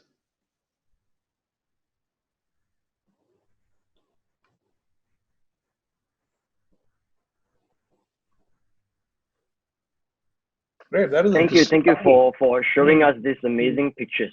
There are a lot of questions that we had. Now that sure. because of shortage of time, maybe we will reduce the number of questions and rather take a lot more questions from the audience rather. Sure. Probably I'll start off, Dinesh sir. This question probably I want to ask you this question. Now, street photography and documentary photography are often overlapping genres with distinct qualities of their own. What really separates these two genres? After all, a documentary photography often can often take place on streets, and street photographs can become historically significant over time. Now, which of these two forms do you think better serves the function of documenting culture? Undoubtedly, there are many crossovers with the photographic world, but as in the case nearly, I mean, if you look at it, every medium of art has overlapping. Now, how do you look at it? I think that's a very typical Indian question because it has so many questions in it. If there was, that's the whole if there chapter. was- yeah. So I would, You know, Can I just you can just nod the head and make sure that this so is. street photography and documentary photography, they are See, first, overlapping. sir, if you give me the opportunity, let me answer this very quick because we are pressed with time. And let sir answer this. Documentary and street is subjective. Documentary is objective. A street image can have multiple subjective interpretations, whereas a documentary will lead to one interpretation. In addition, anybody can add to it. Just I think to add that's to what the- Vineet is saying, I agree with them 100%. Street is necessarily, by definition, candid, which means that you're stealing photographs. Whereas when you're doing documentary, then you're making photographs. In documentary, you are almost all the time, in a way, creating stories in relation with and in collaboration with the subject and their environment. In street, you are always an observer. You are, even if you're physically part of it, and your photographs give that sense of being part of it, but you're not a part of it. You don't disturb the fabric of time and space. Whereas a documentary, you are part of the fabric of time and space. Yeah, we can answer this another hour just on Love this it. question. We can have another Yeah. session. We can do another webinar on this. Precise, I said. I mean, one very important question I would probably ask Vineet this question. Now, printing is a very integral part of photographic process itself. Any photography, if you take now, especially, I mean, if you look at street photography, I mean, you print books and all that. Now, in the digital age, do you think that posting images to an online portal is a part of the cultural and technical development, or does printing needs to come back to the mainstream? See, what we hold in our hand is a photograph. What we're seeing right now is a backlit image. Photograph is meant to be held in hand, to read it. That is what a photograph is. So what we are posting on social media, that is an entirely different chapter. What we are doing, it is also instant gratification, it's adulation. But at the same time, it's like a gallery. Anybody can be a photographer the next morning. All he needs is a camera and post a picture on Instagram or any social media. But what Rohit said, that it was, photography is the most widely understood and misunderstood language. It's the same thing. We have to be great statement.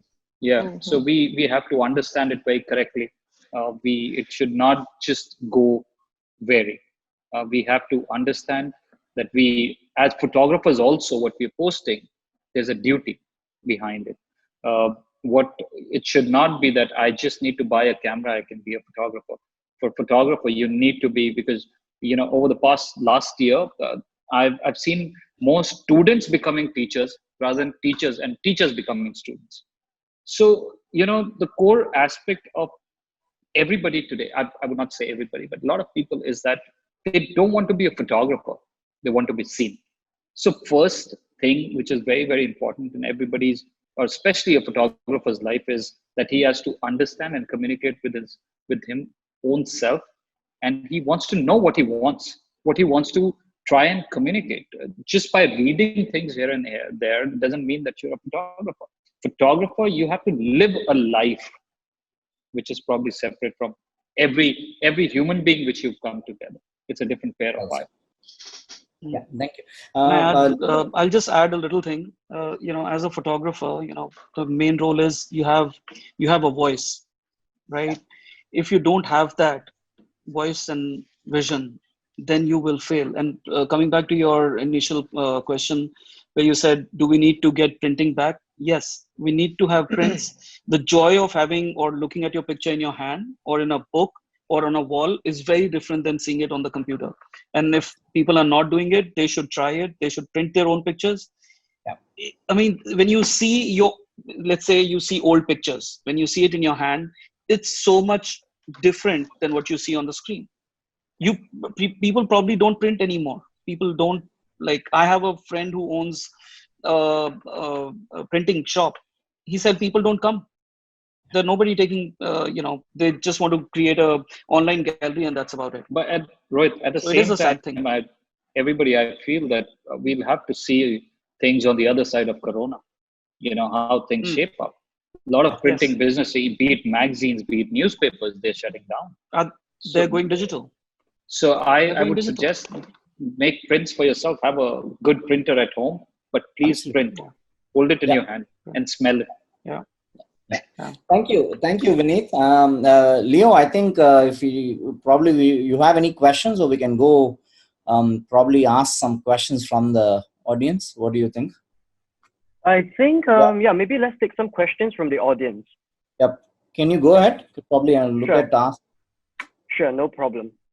So we have we have a lot of questions from the audience streaming in. All right. So one question which is very interesting, all right, is actually with to do with cropping.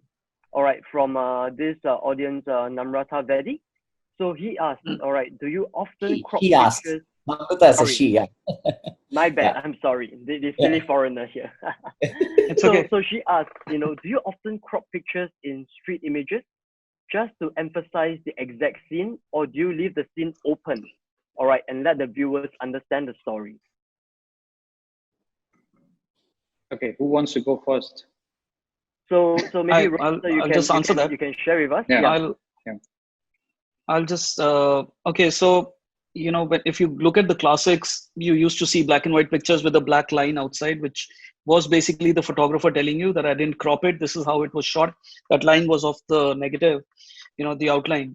So I know, and I can say this for Vineet and me, that we don't crop more than 5%. And that also, if it's really just to make it straight or something. Other than that, we don't crop it. The cropping is done when you're taking pictures in the viewfinder. So if I have to go close, I would go close at that moment, not go back on my computer on my computer and then go closer. It's a do it now process, not fix it later process photography. Especially basically 28 mm. If you just take 4 steps, becomes 50 mm. So just take 4 steps forward, and it can become 50 mm. I would just say that. There was a second part of that question also. I'm sorry, I missed that. No problem. The second part of it is just give me a minute. Let me just pull out the question again. Or do you, so she was asking, do you crop pictures? Which of course you have answered that. Or do you actually leave the scene open, all right, to let the viewers understand the story? Well, scene is always open. Scene is always open. Yeah. Scene is always open. Yeah. So okay, maybe let me just have this other question. All right, this has been this has been up for quite a while. So, Mhm. I mean, all of us have agreed, that street photography itself, all right, is an attempt to document culture, all right. Mm. And in this sense itself, I mean, in today's world of social media, all right, especially on Instagram, it is always about that single picture. Do you feel that, trying to condense so many things into a single picture, do you think that that actually cheapens the culture itself? Can I take that? Yes, please. Yes, Please. please. Nelson, Uh, please. I think as a street photographer, when you're shooting in the street, like I said, it's a sport, it's a game. You're not necessarily going out to shoot culture because then you're a culture photographer, then you're a documentary Yeah. photographer, right? Mm. But having gone out to the street and photographed life the way it is happening, because you're not in any way intruding or changing it, except by how you compose what you see and the moment you select in which you want to freeze that moment, then you're saying that this is the reality of this time forever, or as long Mhm. as the picture lasts, right? So one has to understand the distinction. A street photographer is not going out to shoot culture, but a street photograph is capturing the culture of the time forever, right? So in my head, that's very clear. For me, it's a sport. For me, it's a game. But I end up putting together things and news and information about what I'm photographing in a way that it's relevant about that place for a long time to come. Yeah, I feel that you can never take out the culture from a picture. Take Yeah. any picture, there will be some Yeah. culture. By the very definition of street photography, you are shooting candidly the human condition. This is something Absolutely. Vineet Absolutely. and Rohit and I Absolutely. and Lopa agree upon. And so, therefore, it's a pure representation of human condition in a certain situation, in a certain place, at a certain time. That's what it is. Yeah. Mm. There are some questions I think which already Vineet and Rohit had answered. People are asking about post processing and should we refrain from it and all that. I think you already answered those questions. There is one question to Lopo ma'am. There is one lady. Her name is Anvesha Gupta. She wants to ask this question to Lopo ma'am. Hello, ma'am. It was a nice set of pictures. Ma'am, I have seen the Aapne Bahut festivals attend kiya hai, but nowadays we see so many photographers in these festivals. So my question is that if everyone is clicking the same scene, then how can someone's image can stand out among all those images? This question is to you, Lopa ma'am.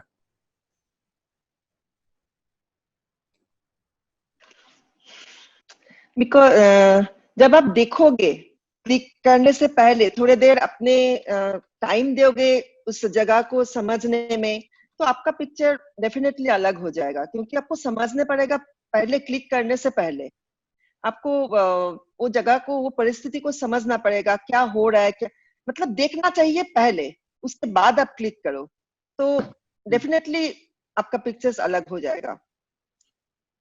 बस यही है.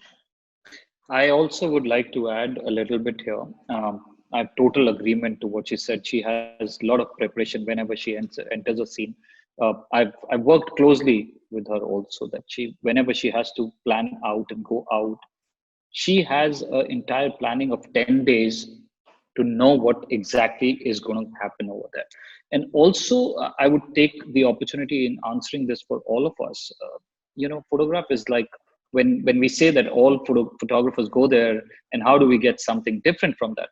It's like, when there's a choir or there's a music kind of a thing where everybody is singing the same beats or same notes, but then there is a voice which steps out.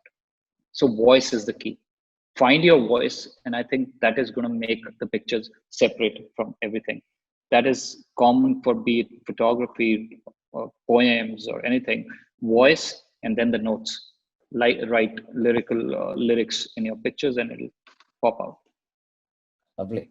And if I think can I there are a just lot. add one point to that? People are very worried about it. Oh, but someone has already shot this or someone has already shot it in a certain way. And so how will my work be distinctive and how will my work be different? My simple question is, have you seen everyone's work? Mm. Have you seen all the photographs ever shot of Thayan? No, you haven't. So why bother? If be true to yourself, be true to your thoughts, be true to what is engaging you, and photograph that, because that's the best you can do. You're the only one genuine yourself ever. All right. So be true to yourself, whether it's in terms of your emotions, whether it's in terms of your speech, or whether it's in terms of your photography. Forget about what anyone else is doing or has done or will do. You can't control it. So just to keep adding on to this, that be yourself and believe in yourself. Everybody else is taken, so don't try to imitate anybody. Absolutely. So just Yeah, very well said. Yeah. And even if just one little thing, that even if you're taking pictures of the same place, for example, we've been doing Holi for over 10 years, going to the same place every year, but every time you go there, you get new pictures. So it's not like you can take your own pictures again. You don't. Yeah. So it's not about seeing somebody else's work and then getting inspired is okay. As long as you're not copying, it's fine. I mean, you have, like everyone has already said, it's about the vision, Yeah. I mean, there are a lot of these questions very similar to this. Somebody asking about taking consent. I think we spoke about that.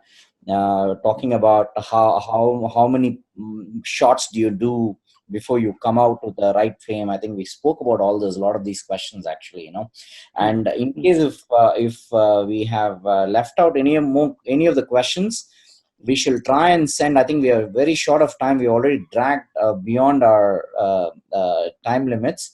If you have any more questions, please write into us. We will send it across to the panelists. We will get every question answered.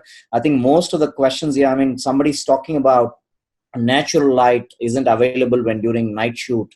Any tips one should keep in mind, whether flash photography is permissible, and all the questions. I think we spoke about that when Vijay, I just images and follow what she does.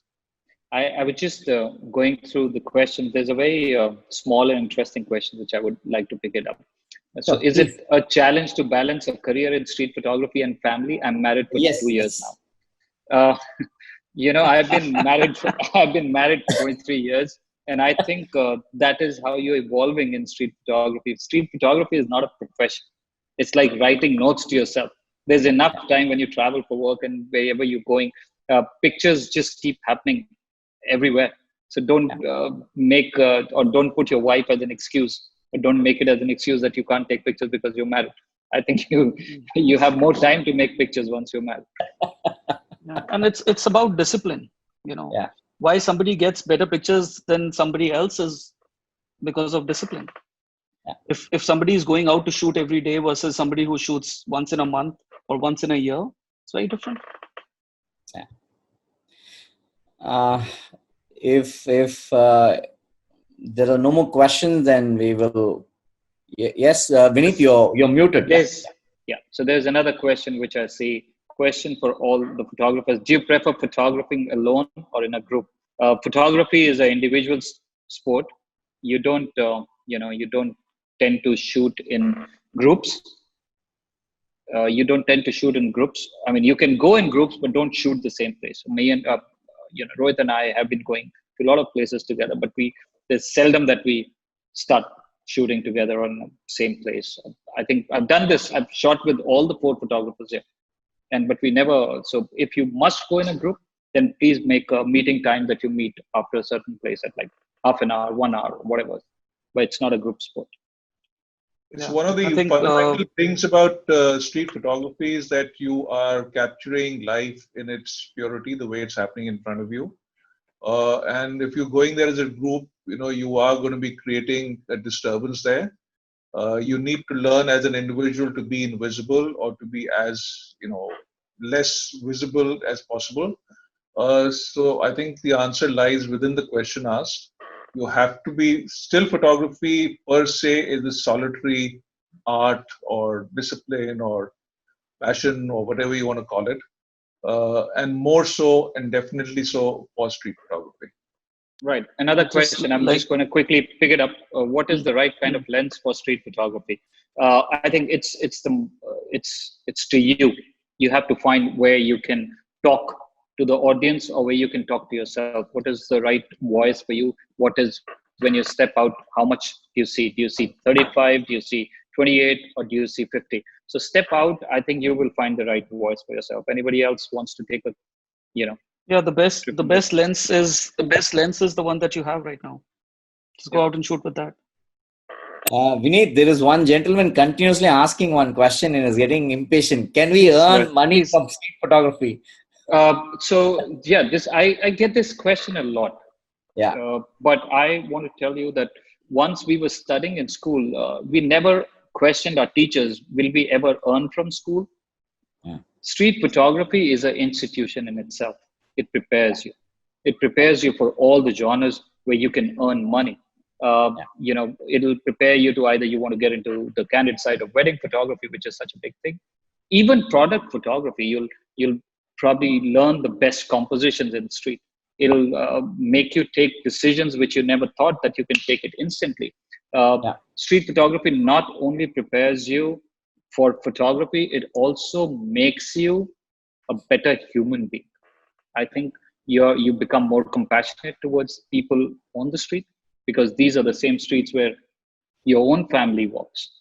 So you tend to put yourself in the street. You will earn from street photography once you are in that level where you can exceed above everybody else. There are a lot of ad campaigns which are shot today in street style, and they've been picking photographers. So you can, but please stop complaining whether or asking whether you can earn. At least give 10,000 hours into it, and then ask whether you can earn from street photography or not. Yeah. I think that should answer it. And also you don't start street photography because you want to make money.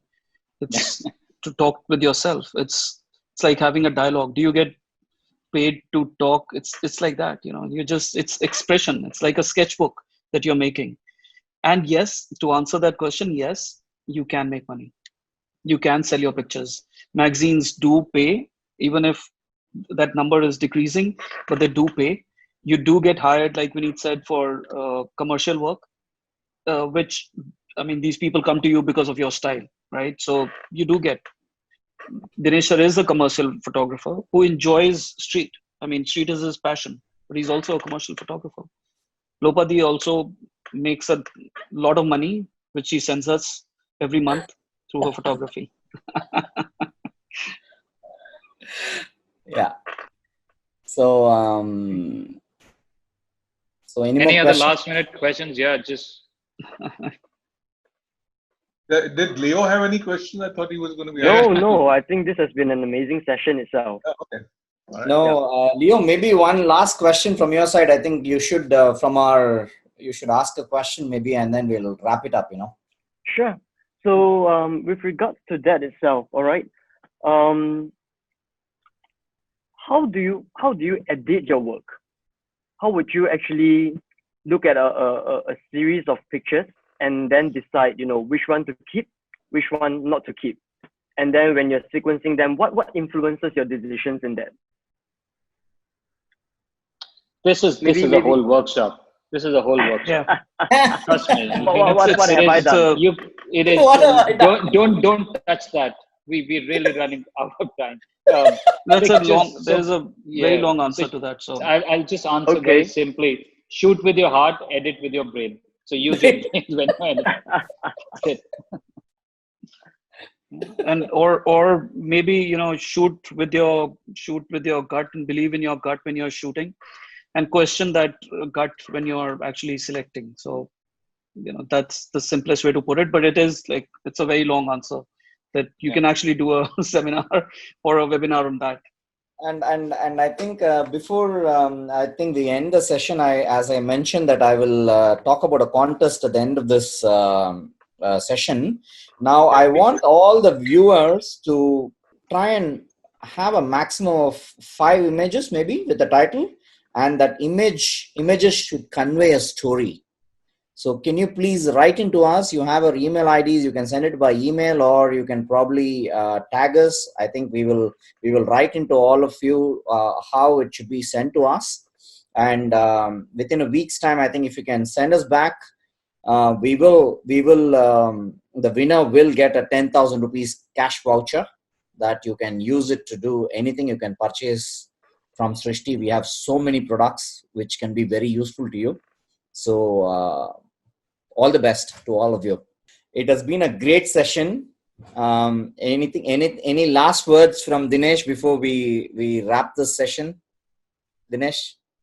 No, thank you so much for having us here. And for me, it was really fascinating though I've also been, familiar with the work of Lopa and Vineet and Rohit. It's always so much more enriching when you hear people talk about the work, when you see it, which is very rare, especially in the times of social media, because you're so bombarded with images all the time that you're constantly looking to interpret it according to what you see in them. Which is the way photography communication cycle is supposed to get completed. So therefore it becomes all the more a privilege if you get to hear a photographer, and why and how they, created an image. And very importantly, and I think this is again going back to the point of editing, etc., is what they put out in the public space, including in a panel like this. Anyone who's in the audience still, you should think very carefully about what Lopa thought she wanted to share, because we weren't giving any instructions except that one headline, one title. And thereafter, it's been our interpretation with our work, which we didn't go out and do, but this is not an assignment. We looked at our work, we looked at our engagement with our work to see how we could cull out this particular body of work in relation to what Vijay and Leo told us is the title of this talk. And I found that to be a very interesting, exercise. It ended up, making me think about what I've been doing and pulling out just that part, which I hope was illustrative of what I think of the title and not necessarily just what I think of my work. My last words would be, everybody tends to step out to find shots. Vineet, the lighter part is Lopa ma'am was so nervous and all that. She turned out to be a showstopper here. Oh yeah, absolutely, absolutely, always. So with these tigers, I am really nervous. What tigers? What tigers? So what? Step out, guys. I saw a lot of questions. That how do I time my shots and how do I see things? So when you step out, don't start looking for things. Start looking for yourself. Pictures are not made what you're seeing. I used to say that it's not about what you see, it's about what you show. But now I would like to add, it's not about what you show, it's also about what you hide. So it is a continuation. See, show, hide, show, see. So it is just try to be in that process. Don't be somebody else. It's good to, and I also got this question that, we are starters. So should we imitate? For starters, it's fine. But once you're trying to be a master, everybody's a master today. So when you're trying to be a master, don't imitate. Be yourself, and your voice will be heard. You will, like, for photographers, even if one picture was shown without the name, I think people could point out that this is this work, this is this one's work. That is the voice, and we all crave for that voice. So just find yourself first before finding any pictures. Thank you. Just be authentic. Thank you so much thank you so much for having us here. Thank you so much. Being with Dinesh sir and Rohit and Lopadi, I think it was really an honor to find myself in this really big cultural photographers. I'm no one in the aspect of culture. Thank you for so much. Thank you so much for bringing me here. Honor to have all of you on board. Having it's a great privilege for us as well. Thank you. Thank you so much. Thank you. All the best. Thank you, Leonard. Good night. Thank you. Thank you to everyone. Thank you to the rest of the team. Thank you to everyone who got this together. Everyone who was not here. Yes. Compliments to everyone who put this together so seamlessly and so wonderfully. Absolutely. It really was a pleasure. Thank you. Thanks so much. Thank you. Thank you. Thank you so much. Bye-bye.